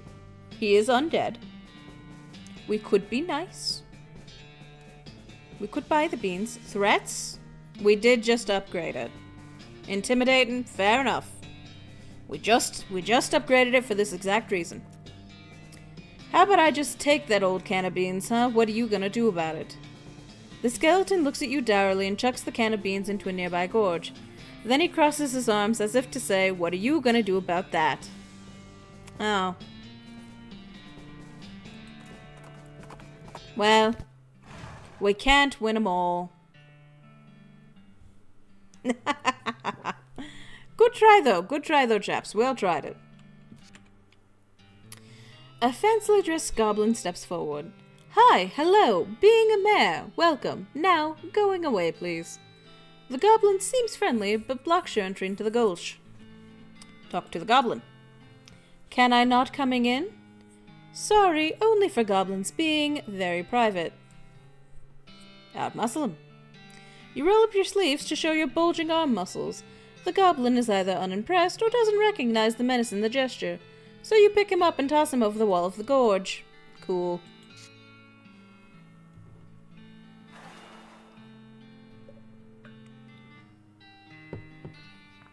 Alright. He'll be fine. He's a goblin. You hear a quiet rustling as though a single goblin were rummaging through a cave filled with straw. Leave it alone for now. Yeet. Exactly, tried yeet. The sign says library and goblin. You listen at the door, it's quiet inside. The shack is filled with crude bookshelves. The bookshelves, in turn, are filled with crude books. These titles grab your attention. So Very Complicated Numbers, How to Bird Noise, Alice Going Into Seeing Glass. All you can tell about this book is that it concerns extremely high-level mathematics. You don't have the vocabulary to understand any of it, and probably still wouldn't even if it was written in English. Your brother would probably love it. This book is an extremely detailed treatise on the sounds that different birds make. You probably wouldn't expect to learn how to do an accurate great crested grebe impression from a book, but that's how detailed it is. This popular children's novel has been translated into Goblin. Jabberwocky still reads pretty much the same. Oh, it brillig being and toves of slivling did in a wabe green and also gimbolding. Probably butchered all of that. Alright. You listen at the door but don't hear anything. Rats, the door looks locked and we don't have lockpicking. This sign says storage. Check it out. The shack is filled with thousands of tiny cabinets, each labeled with a number in Goblin. Looking around in a drawer, we got a Gulch Goblin lollipop. Looking at more random drawer, and we got a Goblin sandwich. And looking at even more random drawer, and we got Goblin trousers. We really need to get lockpicking. I feel like I chose wrong with Dickorin. Ah well. Ah well. It'll come. It'll come. You hear a couple of goblins rustling around in there. Someone's like they're doing something really important. Check it out. Shack contains a bed and a desk. Investigate the bed. It's made of cactus logs with a blanket made of woven together cactus needles that can't be comfortable. Check out the desk. The desk is strewn with folders. You notice folders. You notice one that says important secrets on it. Read the important secrets. You learn a variety of secrets, though the only one that's actually pertinent to your circumstances is that there is a spare key to the treasure cave in drawer 69105 in the storage hut. Nice.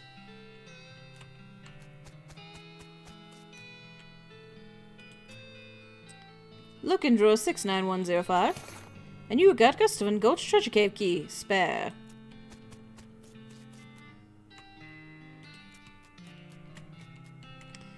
You press your ear to the door and hear somebody delivering what sounds like lines from Hamlet, except in Goblin tongue. From this vantage point, you also notice a sign next to the door reading, Backstage entrance, hear it being with an arrow pointing to the back of the building. Go in and break a leg, head backstage, You sneak backstage and watch the play from behind a curtain. Not only is it a goblin version of Hamlet, but it's also been rewritten as a one-man show. Quick water break for this one. To being or not to being? Oh, that is a question. Could it be better thinking to suffering a crazy things and arrows, or fighting so many bad things for stopping them because fighting? To dying, to sleeping hay. Dreaming maybe, but oh, problems. If dreaming crazy when living, what dreams having after dying? Wow, pretty weird, probably. Keep watching.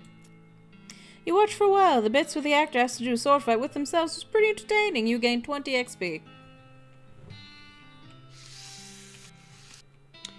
You listen at the door but don't hear anything. Looks like the door is locked. Sign says guard barracks and goblin. And treasure cave. Anything else? Forging. Alright, use spare cave key. Head inside. This goblin is paying more attention to their book, Goblet, than to you, but you're pretty sure you aren't gonna just be waltzing on by. Hey Goblet, good book. What thinking about how Goratio is only surviving one at end? Everyone else dying. Poisoning, swordening. Pow! Blam! Ach, no! Wow, spoilers! Goblin runs out of the cave with their hands over their ears. You gain 20 XP. This goblin guard is whittling a little wooden bird call, but they're not too busy to beat you up if you try to get past them. Try out your new bird call skills. You duck behind a stalagmite and do your great crested greb impression. Oh, gasp! A great crested greb! Wow! The guard pulls out a pair of binoculars out of his uniform and runs out of the cave. You gain 20 XP. Unlike the other two guards, this one is being very attentive and seems very suspicious of you. Also, unlike the other two guards, they have a name tag that says Jean. Leave them be for now. Damn. What does Jean need? What can we get out of this? Probably the lock picking. Oh no, not Jean!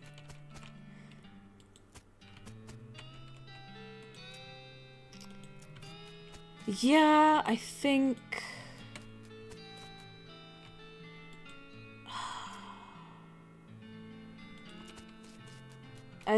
unfortunately, until we get lockpicking, we're not gonna find it, and I don't want to kill Jean.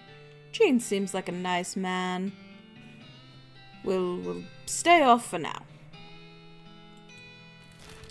What do we have? We have a pickaxe, a snake liver, some food. Curly, general northwestish.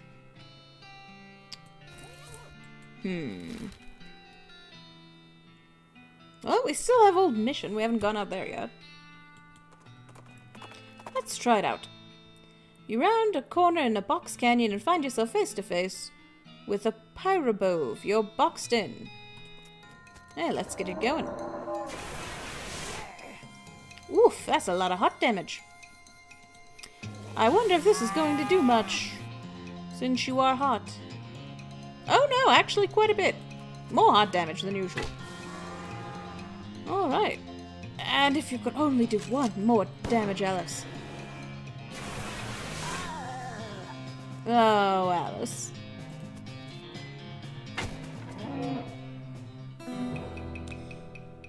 Rip, I know. She'll be alright though. There's one less pyrobove terrorizing the countryside. Gain 15 XP, roasted cow tongue, and cow fangs. Only thousands left to go.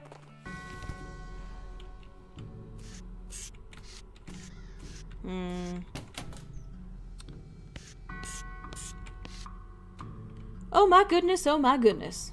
What's wrong, sister? They came back. They just came back and took them. I couldn't stop them. Whoa, slow down, okay? What happened? Our holy relics. The saints just stormed up out of the catacombs and took them back. Wow. Excuse me? I didn't know what to do. I thought maybe they'd fire me if I tried to stop them. The Cardinal will be here any minute. What am I going to do? To start with, take a deep breath and try to calm down, okay? What's your name? I'm Sister Mary. Names die. Now what about the Saints? Our mission is to protect 3 sacred relics. I'm the relic keeper. It's my specific job to look after them. Wait. Do they call you Memento? She shows you the ruler she keeps tucked in her sleeve. No, they do not. Memento Mary, it's right there. It's right there. Damn.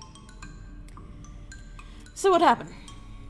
The Saints, oh, it's too horrible. They came to life somehow. They came out of the catacombs, all skeletal and ghastly looking. I mean, it's probably blasphemy to say that, but I nearly fainted. And they took back their relics? Yes, and if they aren't recovered before the Cardinal gets here, I'll be in so much trouble. How much time is there? Well, actually, he's months overdue, so it's probably not all that urgent, but still. Alright, I'll get them back for you. Oh, thank you. Thank you so much. Oh, wait a second. Are you going to have to fight them to get the relics back? Because that's probably blasphemous too. I mean, probably, but if black magic brought them back to life, then that's, like, super blasphemous, right? So it evens out? Oh dear, the Cardinal is going to want to have a very long talk about this, but go ahead and do what you must, I suppose. Empty your up with a spot for skull, spot for pelvis, and spot for finger bone. You are not a priest, so you shouldn't mess with any of his stuff. Good luck down there. Oh, alright, before we get into this, let's take a stretch break.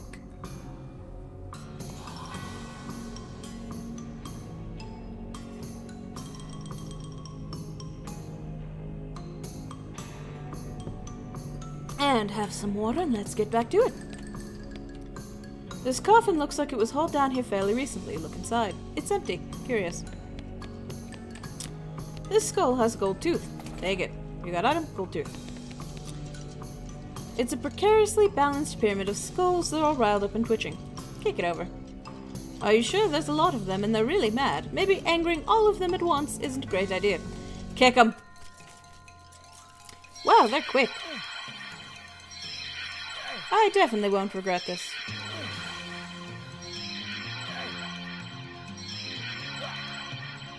I definitely didn't regret it. Let's see here. Recover 10 HP? Sure, let's do it. Regret? No, I have no regrets. I have no regrets, never. And then hit this entire row for 11 to 12 damage.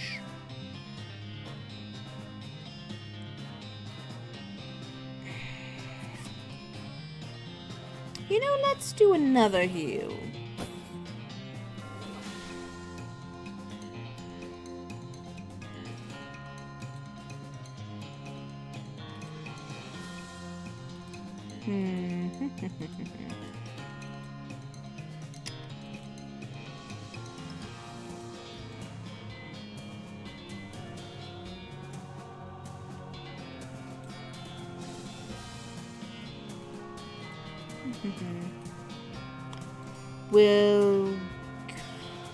We'll get beefy. And then take one of these. And then hit this entire row for 19 to 20.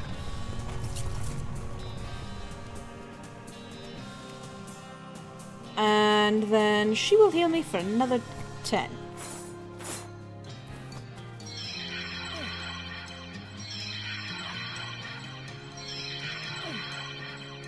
Fuck.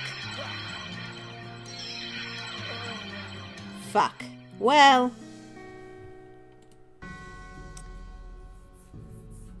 I get so angry about losing that fight that I pass out.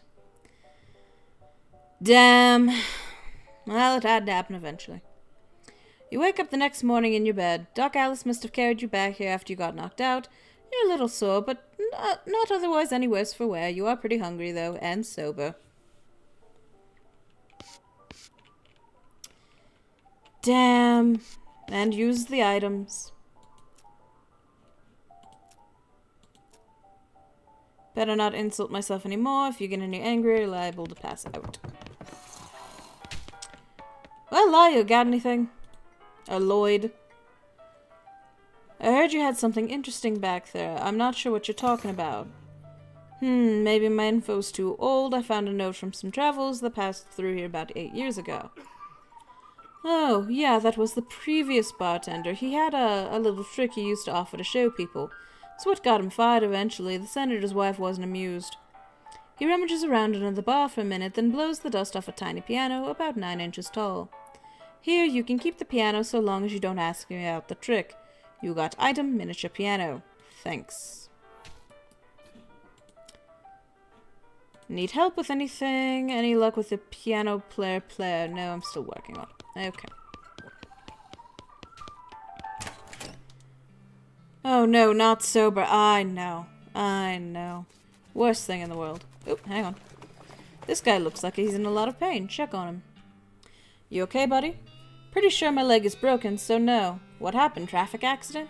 No, it just sort of broke all of a sudden. I guess I don't get enough vitamins or whatever. Good nutrition can be difficult in this day and age. I'm going to need some medicine for this. Can you help me? Sure. Thank you. There's a mission up north. The nurses there run a little hospital and sell medical supplies. Can you get me some broken leg pills? Broken leg pills? Is that a thing? Yeah, that's a thing. Don't have any with me, though. Sorry. Huh. Alright.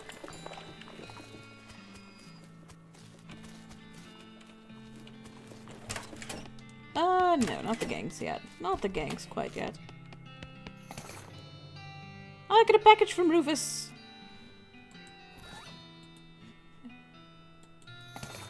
Dear bro, I found this and thought it'd help you not die. You know, fair enough, I need it. How long are we going tonight? I don't know. We've just reached the 2-hour mark. I could keep going for another hour, I think. What are y'all feeling? Another hour? Another half an hour? You good? I'm feeling alright.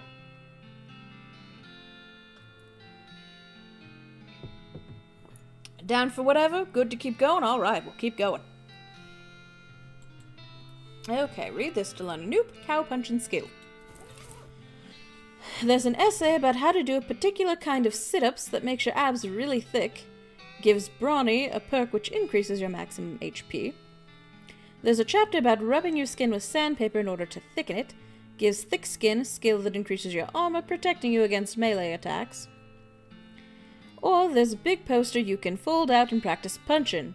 Gives the all 1, 2, 3 a skill that lets you perform 3 punch attacks in quick succession.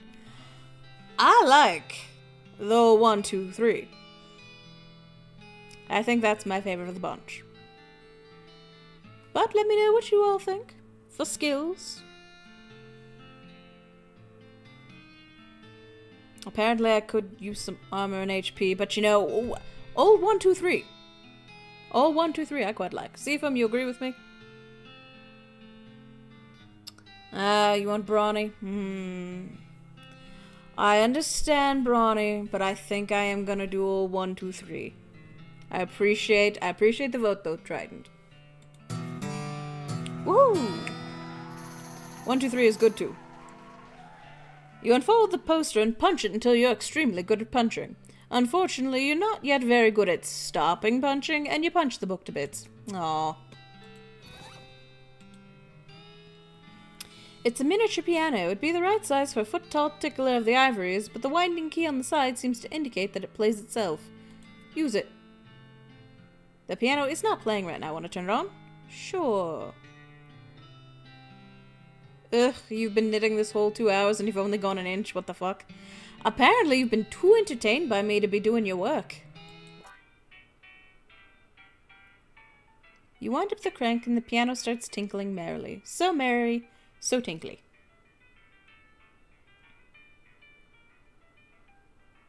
You have been chatting.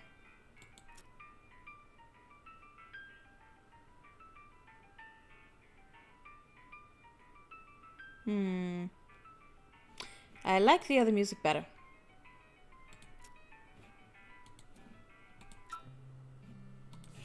Okay.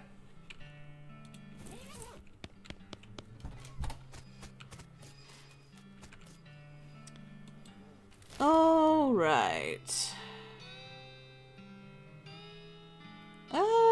Let's... Actually, before we do that... I have 2 pickaxes, I don't need both. What else was there? There were a couple of things. The unrefined meat nuggets, just sell them.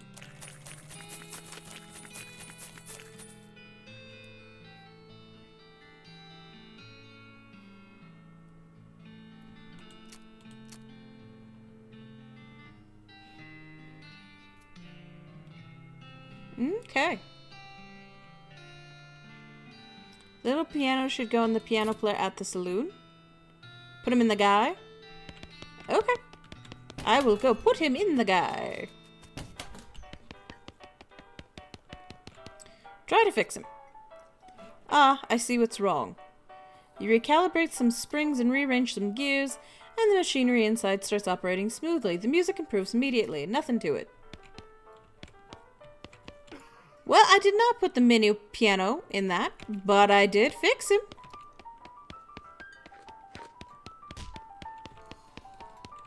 Ah, well. Fix the piano player for you. I thought so. He sounds much better. Thanks a heap, Di. I'd offer you a free room in exchange, but you already got one. No worries.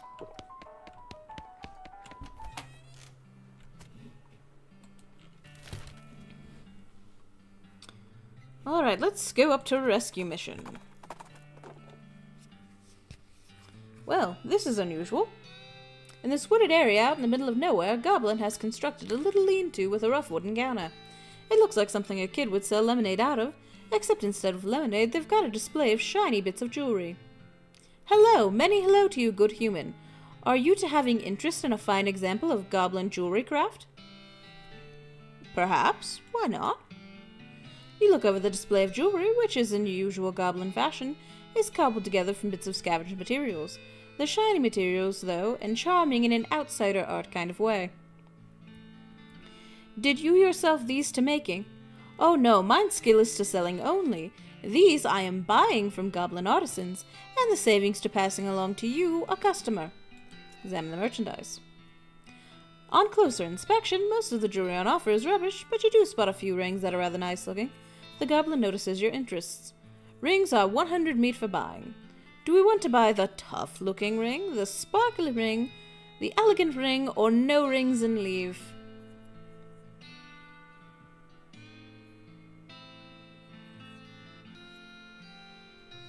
What are we thinking? Any rings? Any rings? Tough? The tough ring? Sure. You want elegant ring?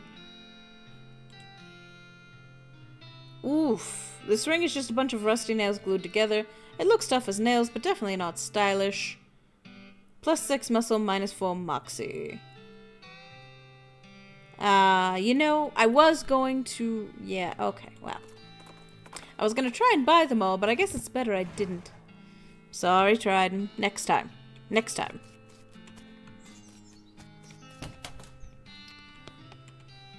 Gosh, a real life nun. Yes, I'm Sister Tabitha. Rude, I know, I'm sorry. What ring am I wearing right now? That's a good question. Hang on. I am currently wearing the nasty ring. 1 muscle, 1 mysticality. So this is +6 muscle, but it's -4 moxie. And I don't think that's worth it. Oh, the red hot poker wasn't doing a ton for me. Let's put the saber back on. What have we got? Ellsbury helmet, +2 armor, no. No. Goblin trousers, +3 armor, -2 moxie. Ugh. 1 maximum AP. Yeah, don't have a whole lot of wearables yet. Not a ton. Definitely need to work on getting some more. Anyway, back to talking to her. Do you need any errands run or anything? Funny you should ask. I've been experimenting with the healing properties of purple grass that grows near here, but I've run out. Would you mind picking some up for me? It grows near a cave that makes an unusual humming sound. No problem. Not yet. Can I buy some medical supplies? Broken leg pills, 180. Shelf full of medical supplies. Not yet. Haphazard stacks of pews. Alright, let's go to the humming cave. You find a pair of saddlebags slung over a tree branch. Stenciled letters on the side read property of Fort UNDEAD Library. Dig through the bags. The bag is full of books, mostly boring military field manuals. You do find one of specific interest to you, though. Advanced Cowpunch in Volume 177. Alright, we got another book to read. There's a complex pronunciation guide, written by a linguist who was raised by cows. Gives menacing moo, a skill that reduces the muscle of all your opponents. There's a chapter about situational awareness and its importance when trying to survive in a world full of demon cows. Gives Ever Vigilant, a perk that increases your maximum AP by 2. That's quite nice.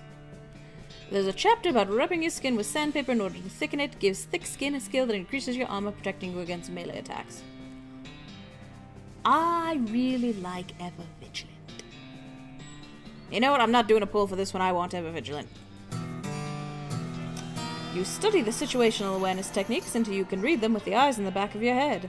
Then you shoot the book into pieces because you don't trust it or anything else anymore. That book had it coming. Oh, that's a good one. I like that. This must be what the nun was talking about. Pick it. Huh, these rocks are weirdly organized. Ooh. This snake isn't gonna let you pass without a struggle. A struggle it is. Wow, they're quick. Alright, let's get beefy with it. And then do 30 to 31 damage.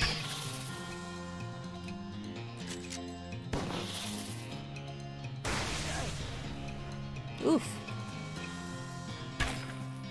There we are. We gain 20 XP. You've put an end to the shocking tail of the shocking snake. You got item snake venom bladder. And you liberate the corpse from its skin, an electric snake skin. You might be able to push this over. Oops. Well, I could have avoided that fight, but oh well. Wow, what is that thing? What in the world? This looks dangerous. This monolith is dark. A weird device. Take it. So yes, this is Crazy Pete's storyline if you had gotten Crazy Minor Pete. Aliens, indeed, aliens. Aliens of all sorts. Time-traveling aliens, mostly. So this one, not our main storyline, but, you know, woo! But, you know, we could maybe try it out later. Once we get through it. Once we get through Alice's storyline.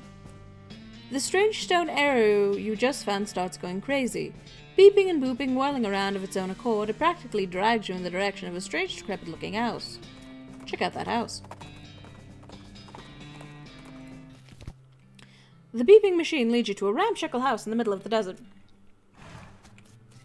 I want fortune.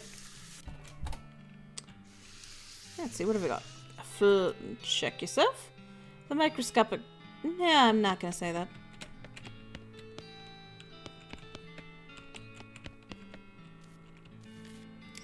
Flush it. Gain 4 XP. These books are so boring, it's a wonder the shelf isn't full of holes. A map annotated with circles and lines. This device doesn't seem to be operational unless its function is to do nothing. The dresser contains 10 instances of the exact same shirt and 20 identical socks. Doesn't look like this guy sleeps much. Excuse me, my name's Die Totally Human. What? Oh, I didn't notice you come in. I'm not used to visitors, but folks generally call me the Professor. Is there something I can do for you? Well, I found this bleeping gizmo, and I sort of followed the bleeping, and it led me here. Well, I'll be. It certainly did lead you to the right place, young man. This is El Vibrato technology, and I happen to be as much an expert as anyone alive today. El what now? El Vibrato. They were an ancient race that lived here long before humans. Well, they mostly lived underground, so they might still be living, as far as I know. Never seen a peep of an actual person, though, just the machines they left behind. Were they space aliens? Could be aliens, a genius pre-humans, or an entirely different terrestrial evolutionary line. At this stage of investigation, it's impossible to say. Isn't it exciting? Here, let me have a closer look at your bleeping gizmo. Give him the device. Aha! As I suspected, this is one of their transponders. It detects other El Vibrato technology and homes in, you see. That'll be why I'd let you here. I've got a thing I've been trying to repair. He tinkers around with the transponder for a bit and then plugs a strange stone marble into a socket on it. There you go, good as new, just swipe up and down to turn it on and off.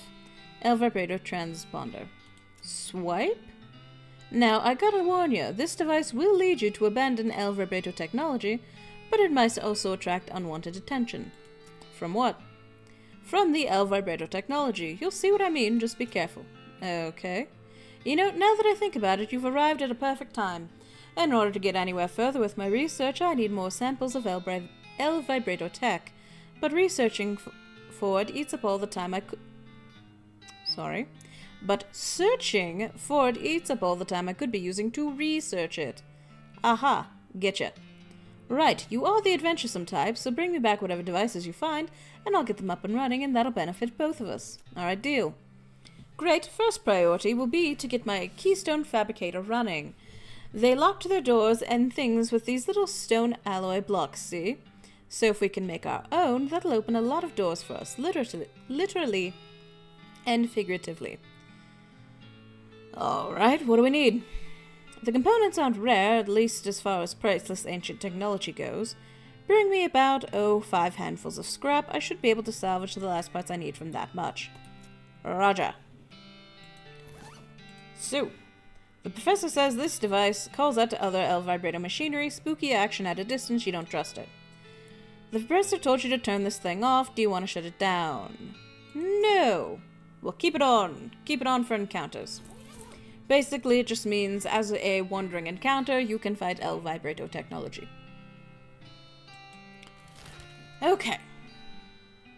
Back to rescue mission.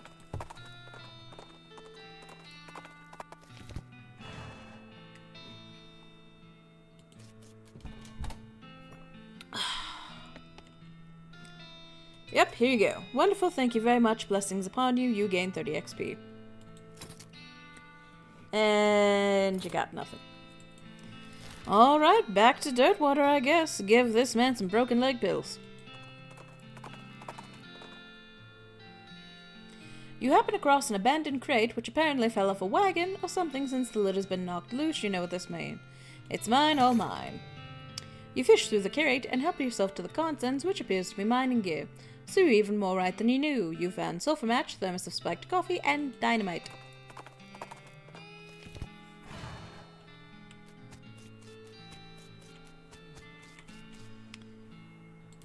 Alright. Oh, hello. Were you able to get some broken leg pills? Without them, I'm stuck just sort of laying here in the street.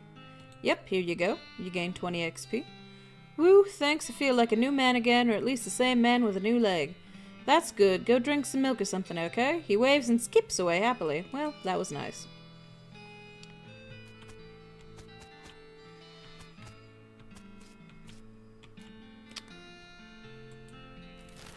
No, not that.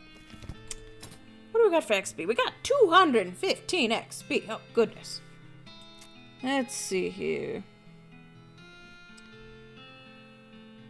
Each subsequent attack deals 3 more damage and performs 3 melee attacks. That's pretty nice. But the AP cost is 3, and I don't have that. Tough customer, +7 melee attack damage. Can't beef up. Gore?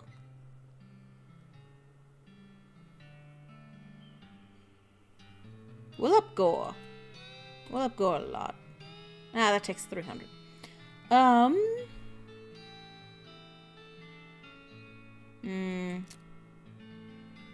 Up that as well. Okay. We have some choices ahead of us now. How do you up Doc Alice? I could go back to, oh, goodness. Not the Dave Yard. One of the other ones. Fort Aldead, maybe? There's a place where I can grind there. So, we could grind on Doc Alice. Get that up. There are the 2 gangs we could go after for the sheriff. We could go back to the old mission. Try to find the Saints again. See if we do any better. What else? What else? What else? What else? What else? We could do some more wandering. What are you thinking? What are we all thinking? What do we all prefer?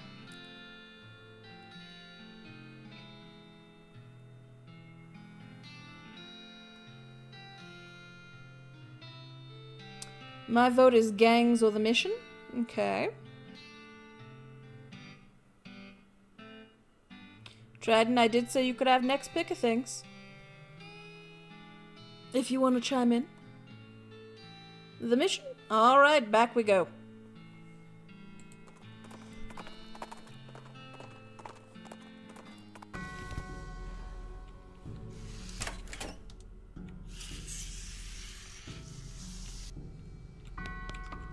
And actually,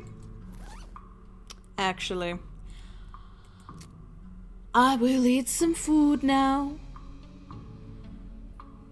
So what have we got for food? We have roasted cow tongue, which increases mysticality by 6. Which isn't anything we need. Increases moxie by 5, but decreases muscle mysticality. Absolutely not. Increases moxie by 6, not really what we need. Increases muscle by 3. That's a maybe. Increases moxie by 3, not really what we need. Increases spell damage, we're not doing spells. Increases muscle by 3. Heart attack increases armor by 5. That would be nice. Okay, do we want armor by 5 or muscle by 3? Hard tack? Hard tack, definitely. Well, we can do 2 things for the stomach, so I think I'll do a hard tack. You gain an effect, tack hard. That was hard. And we'll do the Vienna blood sausages as well. You eat the sausages, which vivify your veins with the vigor of a Viennese vampire. Wonderful. Hard tack, alright. And then we have liver, and we get 1. We have increases speed by 1. Well, that's not even an option. That's just... So of course we're gonna do that one. Fantastic. You snap to attention, salute the bottle of whiskey, and then drink it. Now get out there and die for your country. You gain an effect. Whiskey Tango Foxtrot, you gain 20 XP. So yes, sir. And then spleen, we get a potion. We get a Gulch Goblin Lollipop, which increases mysticality by 3, but reduces muscle and moxie. Not doing that one. Increases armor by 5. Could do. Increases melee damage by 3. Or increases armor by 3.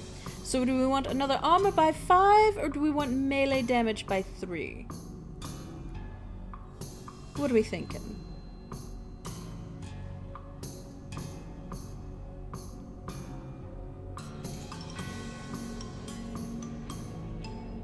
All in on armor. Armor. Fair enough. You uncork the laudanum and spill most of it on the ground before drinking the remainder. It's just as well. The whole bottle would definitely have killed you. You gain, in effect, a lot of dumb. Oh, good then. Okay, so then we are sitting at... Hang on. We are sitting at maximum HP of 45, maximum AP of 4, speed 2, armor 13, melee damage bonus plus 8, spell damage plus 3, 22 muscle, 11 mysticality, and 9 moxie. I think that's a pretty good bid.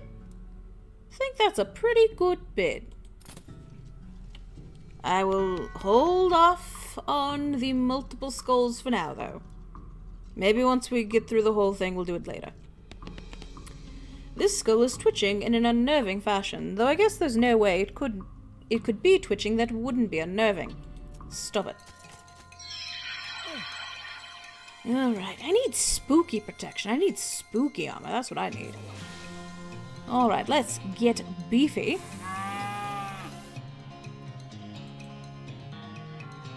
Ooh! Perform 3 melee attacks against your target, doing 117 to 120 total damage! It's complete overkill, I don't care. Oh my goodness, that's nice. Oh, that's nice. You really cracked some skulls there. Well, one skull. You claim its only possession as a reward, the gold tooth. This skull is sitting at a weird angle. I guess that's notable for some reason. Look underneath it. The skull is resting on top of a commemorative spoon. Your treasure hunting senses are finely honed, though not very discriminating. You got item, souvenir spoon. Plus 3 moxie, don't need it. This skull is whispering at you. That doesn't seem right. Listen closely. It sounds like gibberish, though really creepy gibberish. It's an empty alcove. There's a little serial number written below it. Oh hey, this is where that skull you found goes. Put it back. There we go, safe and sound. You gain 10 XP. This pile of skulls has been cemented together for some reason. Pick it apart. You got item creepy whispering stone. Weird. Nah, I thought maybe it would combine. These bones are jiggling and rattling in an agitated way. That's alright. Aha! Missed! Well, now we're gonna get beefy. And how powerful are you? 38?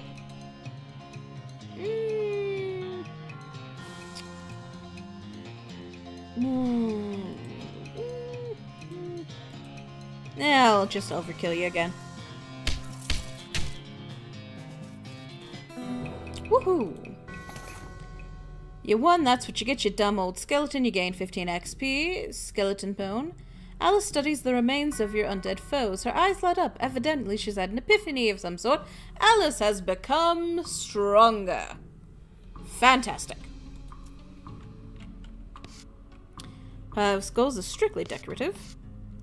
This way to Pasilo del Santo. Thank fuck, I know.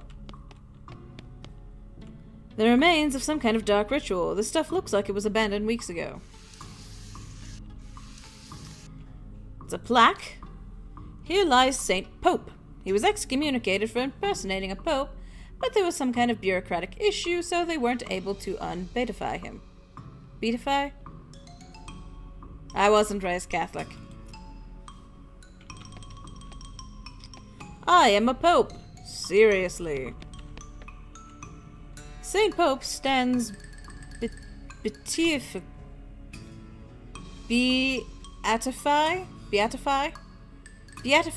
behind the dais. He just keeps doing his pope gestures, ignoring you. How can someone look so smug without even having a face? The longer you watch him, the more he gets on your nerves. Insult him requires 10 moxie. Alright, maybe I do need that souvenir spoon.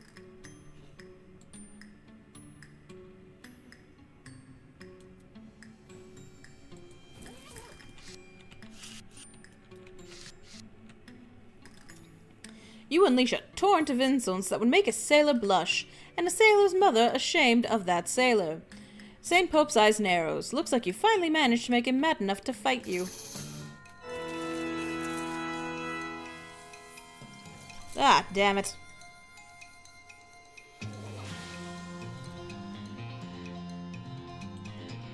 How much are you? Skeleton Cardinal, Skeleton Pope. Oh wait, I can gore you. I can go both of you. I'm gonna get beefy. And then we're gonna go.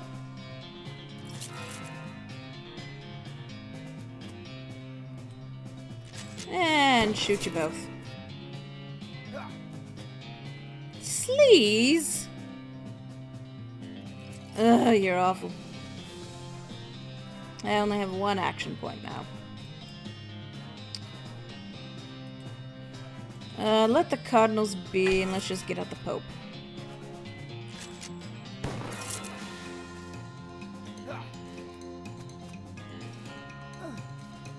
So much sleaze, goodness.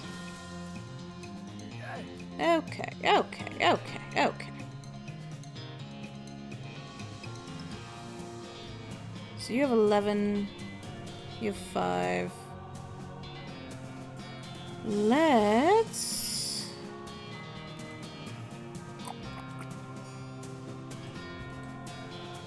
heal. That should do me, I think. Take care of you. And shoot for 5 damage, and that'll take care of one of them.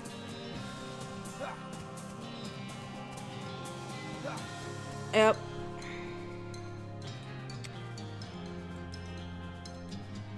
You're 33, and I do 33. Sure, attack ya. Great, fantastic. Heal me for 15 to get through the next attack, and then I'll take care of that one. There we go. And shoot. Not too bad, not too bad. You put an end to Saint Pope's hearsay once and for all. You got item Pope's pelvis, and you got item fake Pope hat. Alice surveys the scene and jots down some notes in her little notebook. Her eyes light up. Evidently she's had an epiphany of some sort. Alice has become stronger. Fantastic. These are her birth fights. She should be getting stronger. So, what did that give me? A fake Pope hat, 2 armor, 2 moxie. As opposed to 6 muscle. I like mine better. And then... Pope's pelvis. It's never been used. Of course not. 3 melee attack. Let's put the filthy porcelain cow back in. Alright, 1 down. Here lies Santa Cortada. She was drawn and quartered by heretics, and then the quarter that had her head on it was beheaded. The dismemberment was so effective that nobody was able to get her body to stay together, even after she was just bones. Oh, that's unfortunate. This saint appears to be resting in pieces. Reassemble it. Okay, you're pretty sure you got the bones assembled correctly, and now fight them. Nope, at the very last minute the bones fly apart again. Seems like all you accomplished was making them angry. Rats.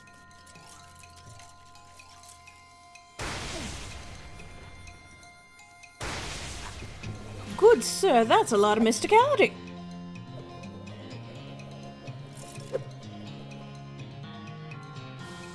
Now how much does any of these even have? The skull has 47.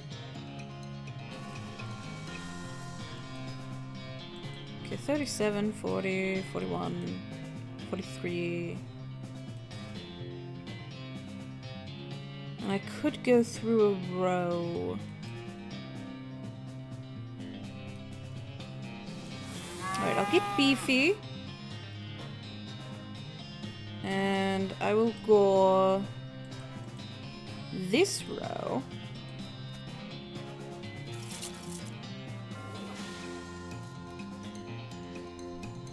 Oh, she has a new skill. Alice will instantly destroy skeleton. Does that work on bones? Can she do it on this one?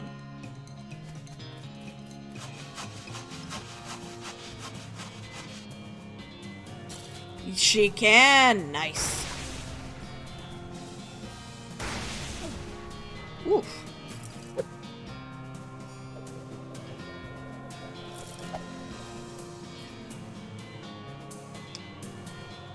Deals 3 damage to all opponents? Or can I get... Let's see here.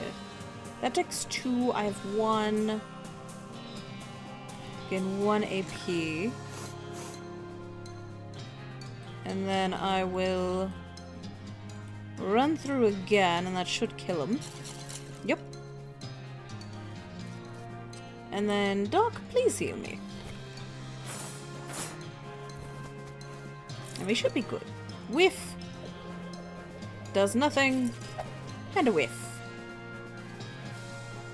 Alright. Get you leg bone. I do 7 damage each.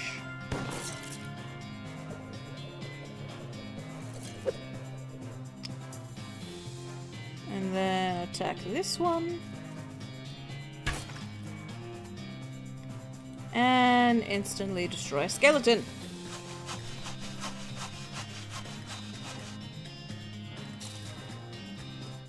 Pretty good, I'd say. Pretty good, I'd say. Well done. Now send Cortados in pieces so small they can't do any harm. You gain 60 XP. You got item Santa Cortados skull. You got item Santa Cortados ring. And Alice studies the remains of my undead foes. Teamwork. Yes, all in teamwork. So the ring. +2 mysticality, +2 speed.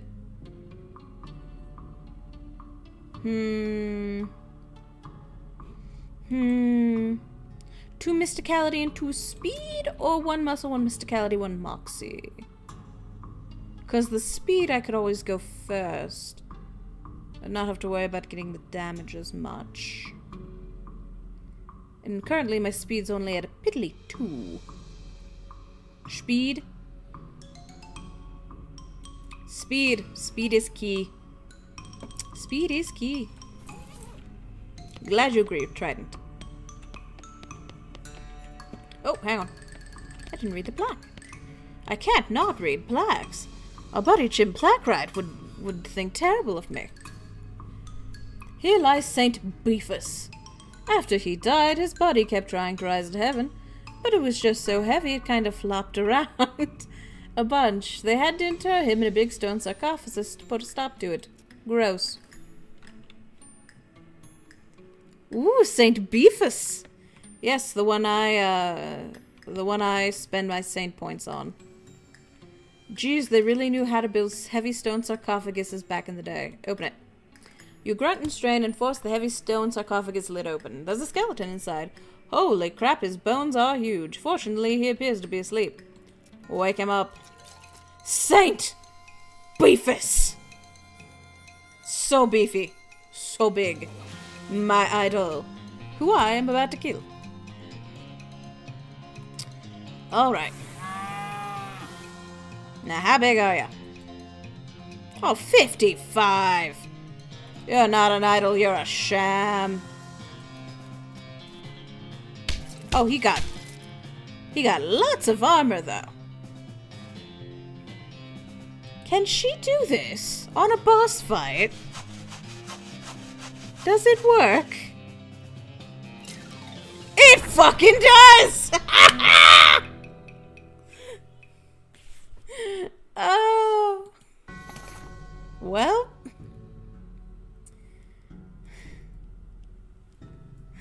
Nice. The bigger they are, the harder they excommunicate. You gain 60 XP. You got item St. Beefus's finger. You got item St. Beefus's thigh. Alice picks up a bone and examines it carefully. Her eyes light up. Evidently, she's had an epiphany of some sort. Alice has become stronger. Well, hot damn Alice. That's lovely. Okay, let's look at some XP. We got 250 XP. 255. Do we want to hold out? I think we do. I want to beef up again. I want to get beefier. But also, I think I'm gonna go fight these skulls again. Kick them! Probably up my moxie. Too late now, Seafoam.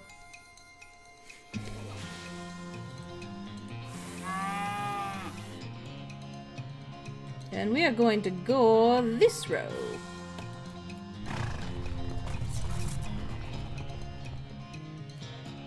Fantastic, and Alice is gonna destroy this one. Standing alone.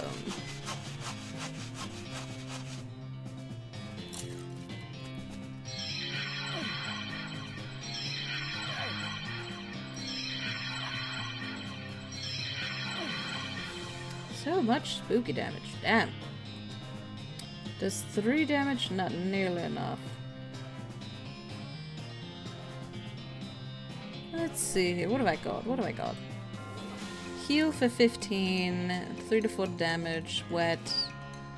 34 damage and set on fire. Disabled. And kerosene. Poison my target. Deal 20 damage.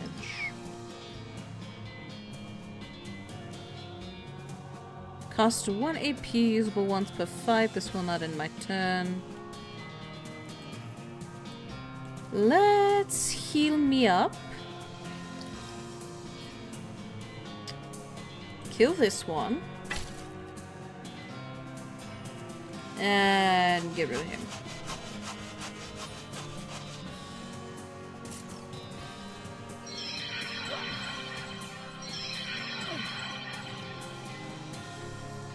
And then I will take care of this one. And Alice will insta-destroy that one. And there they go, my revenge has been sated.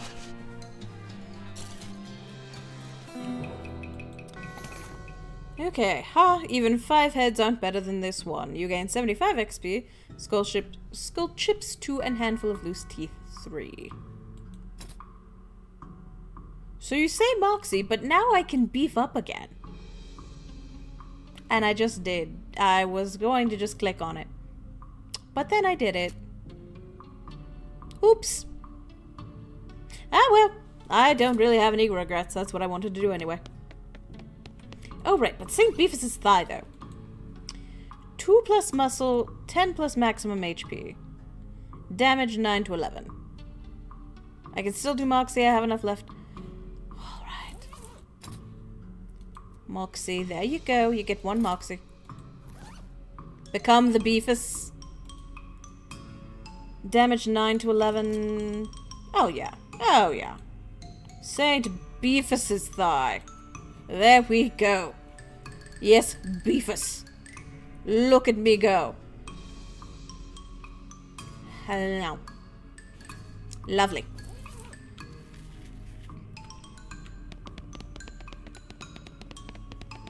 Ma'am, I brought you your things. Thank you for trying to recover our relics. Please be careful. I saw an empty coffin just outside the catacomb door. Oh, don't worry about that. We're just storing that for an escape artist. An escape artist? Yes, he was taking his act on the road, but needn't delighted his luggage. So he gave us a generous donation in exchange for storing it for him. Huh. Alright. Return the skull. You lock the skull back in its little glass prison. It seems annoyed, but Sister Mary thanks you effusively. Return the pelvis. You pop the Pope pelvis back onto its Pope pelvis plinth. Sister Mary is pleased as punch. I did all of that correctly. Return the finger bone of St. Beefus. You return the weirdly huge finger bone to its reliquary. Sister Mary looks delighted. You recovered all the relics. Oh, praise be, thank you. I'm glad to have helped, sister. I must reward you for your efforts there. We don't have much, but you might find these handy. One of our old priests left them behind. You got an item, kneeling pants. The knees of these patches have been reinforced with leather patches, which is handy both for praying and brawling, plus 3 muscle.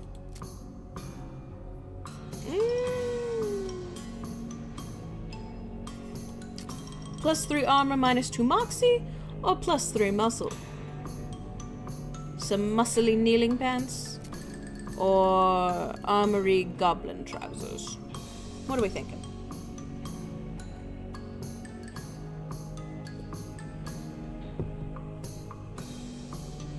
Muscles. Muscly muscles.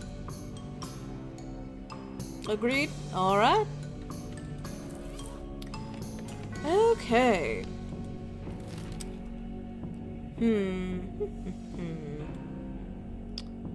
Where should we go next? Let's go to Fort Aldead. You find an abandoned crate with Fort Aldead stenciled on the side. Maybe the ship has decided it wasn't worth the effort, considering. Open it up. You pry the lid off the crate and help yourself to the contents. Can't let taxpayer-funded material go to waste after all. You got item chemical bullet, incendiary bullet. Now let's get back on the trail, soldier.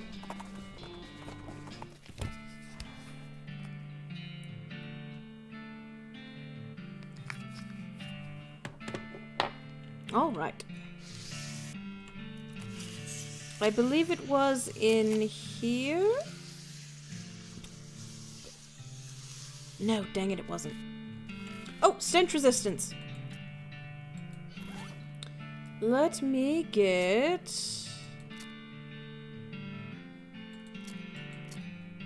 sweet smelling flowers.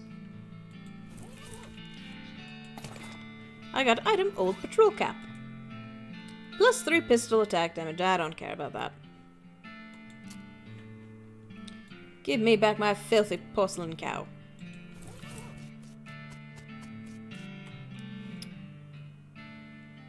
Hop in! Get beefy. And kill him.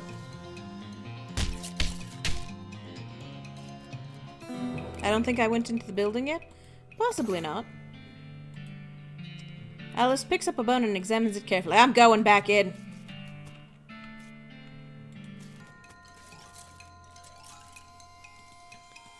Beefy.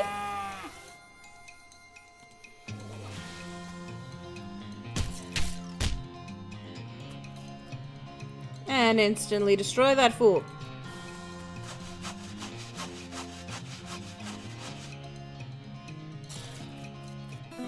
Fantastic.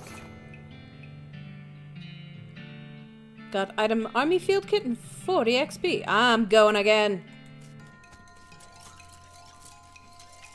I think this is probably the last time I'm going though.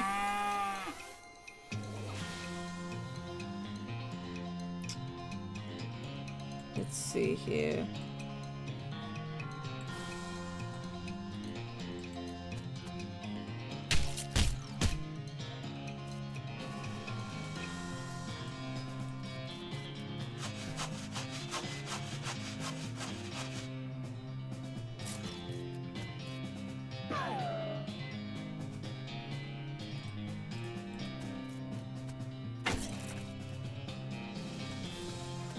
And attack, yeah.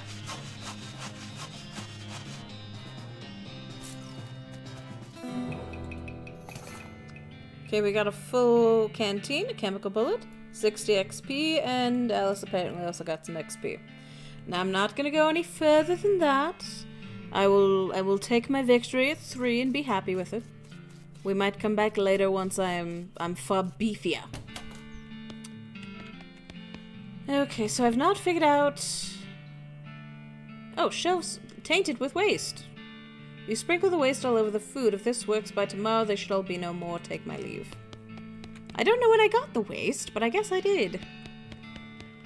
Lockpicking, lockpicking. Privy, I did the flushing. Looked at the little model. Okay. Well, we got that done somewhat. Where was the other... was it the Daveyard? I don't think it was the Daveyard. Spot an old mine on the horizon. Abandoned mines are safe and fun to explore. We'll continue to our destination. Was it all the way out here at the end? Was it? Was it? Yes, it was. Whoops! Open one. I don't even have to do anything. I can just attack. Fantastic, 10 XP and a gold tooth. And Alice got some XP. Let's fight a whole bunch. Why not? I'll just attack. And she can destroy a skeleton.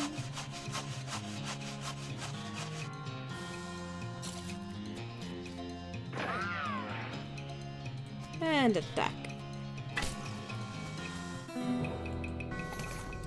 30 XP, skeleton bone, and she examines it carefully.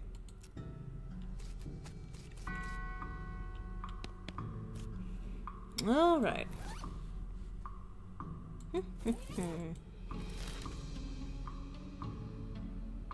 What was our new location? Snake Pit Mine. I think this is probably going to be what it implies, and have it be snake grinding. Ooh, pickaxe. Unrefined meat nugget and 36 meat. Fantastic. You look at the mining equipment, you have no idea what any of it does. Ask Alice to explain it to you. Hey Alice, do you know how any of this stuff works? Nope. Nope. And a big old nope. Well, no help in it, I suppose. I believe Pete would be able to explain it to you if you had him. You can see a snake coiled up in the little hole. Pull it out and punch it.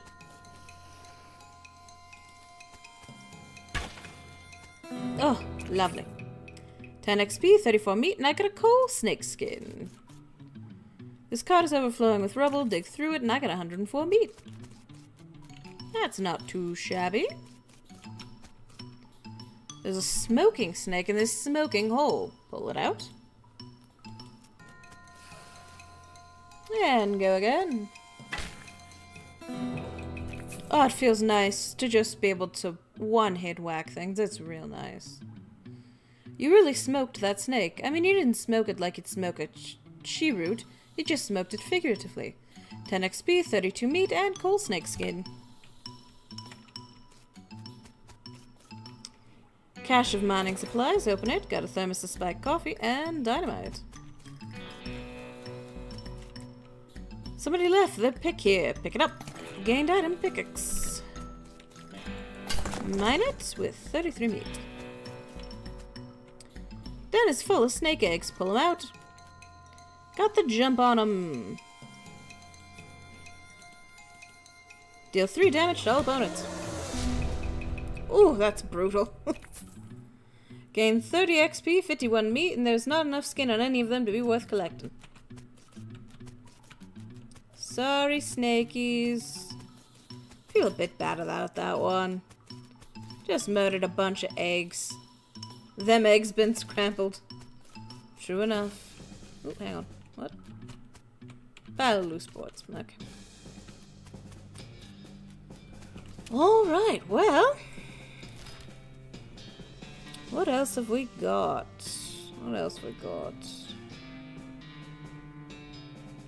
Should we just do a little bit of a wander? There's still plenty of stuff to discover out here. Let's do a wander. Why not? Off to one side of the trail. We've done this one. Alright. Off we go to dirt water. Serves them right? Serves them right for what? Seafoam being snakes? Let's go sell some things. Let's sell one of our pickaxes. We don't need 2. Being eggs. You know, I suppose if you insist. If you insist, then who am I to say no? And just sell them. Oh, hey, look, disposable binoculars. Let's do that.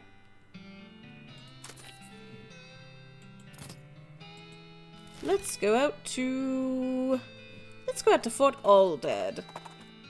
Use them over there.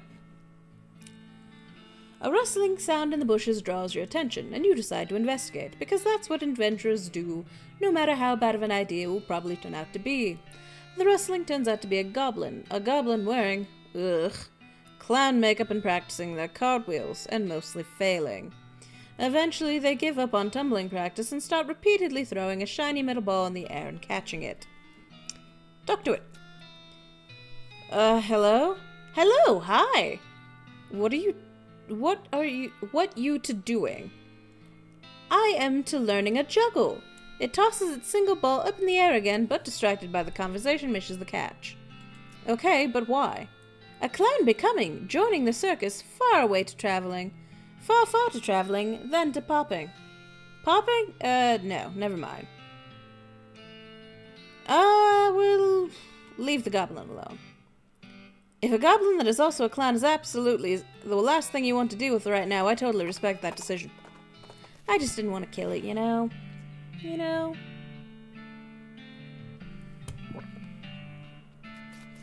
So let's see here. What do we have for our new vantage point? Use my binoculars. You discovered a new map location, a circus. You climb down from the watchtower and pitch the binoculars in a nearby trash can. Tidy. So, the circus. Hang on. A loud thwack noise draws your attention, and you follow the sound to a man in a once white apron, who is butchering a bighorn, sheep, or some other large desert animal with an oversized and heavy-looking meat cleaver. As he's hauling the implement up onto his shoulder for another blow, he catches sight of you and hisses with a wild look in his eye. Who's there? Don't test me, boy. I'll chop you up like this goat or whatever it is. Yikes. I'll fight him. I'll fight him. You think you can do anything to me? You can't. I don't even have to get beefy. Yeah, screw you and your big cleaver. You won. Specifically, you won a huge slab of a cleaver, and all the meat you can carry, which isn't all that much once you factor in the weight of the cleaver. You got item, bloody cleaver, and 32 meat.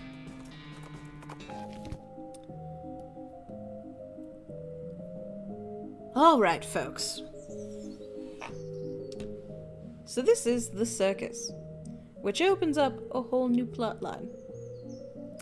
I think I'll get through the introductory bit here, and then call it a night. I think it'll be a really good starting point for us next time.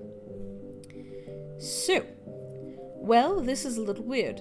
You didn't expect to find a circus all the way out here. There's basically nobody around for miles. There's a rodeo clown manning the ticket booth. Well, there hasn't been a rodeo since the cows came home, so I guess he's just a clown. Ugh, clowns. Not a fan? They're so creepy. When I was little, my uncle would give me nightmares with old stories about them. Heh, those old fairy tales. Demon clowns and demon cows fighting wars in hell. The very same. And supposedly rodeo clowns dress up like that because the first rodeos were reenactments of those battles and it became a traditional thing. If you'd asked me 30-odd years ago, I'd have said you were nuts for even considering that might be real. These days, I'm not so sure, but that fellow there is just a man in makeup with a crap job at a carnival. Yeah, I know. Still creeps me out, though. So yes, the circus. It's fucking weird, and I love it. But I think it is the perfect place to end off on, especially since we are hitting our 3-hour mark right now as I speak. So we'll pick up on this next time. But thank you so much for enjoying your Friday night with me. Trident, lovely first time here. Hope to have you back again. Thank you for anyone else watching. Thank you, Seafoam, as always, for being lovely. And I hope you all have a very wonderful evening and an even more wonderful weekend. Good night.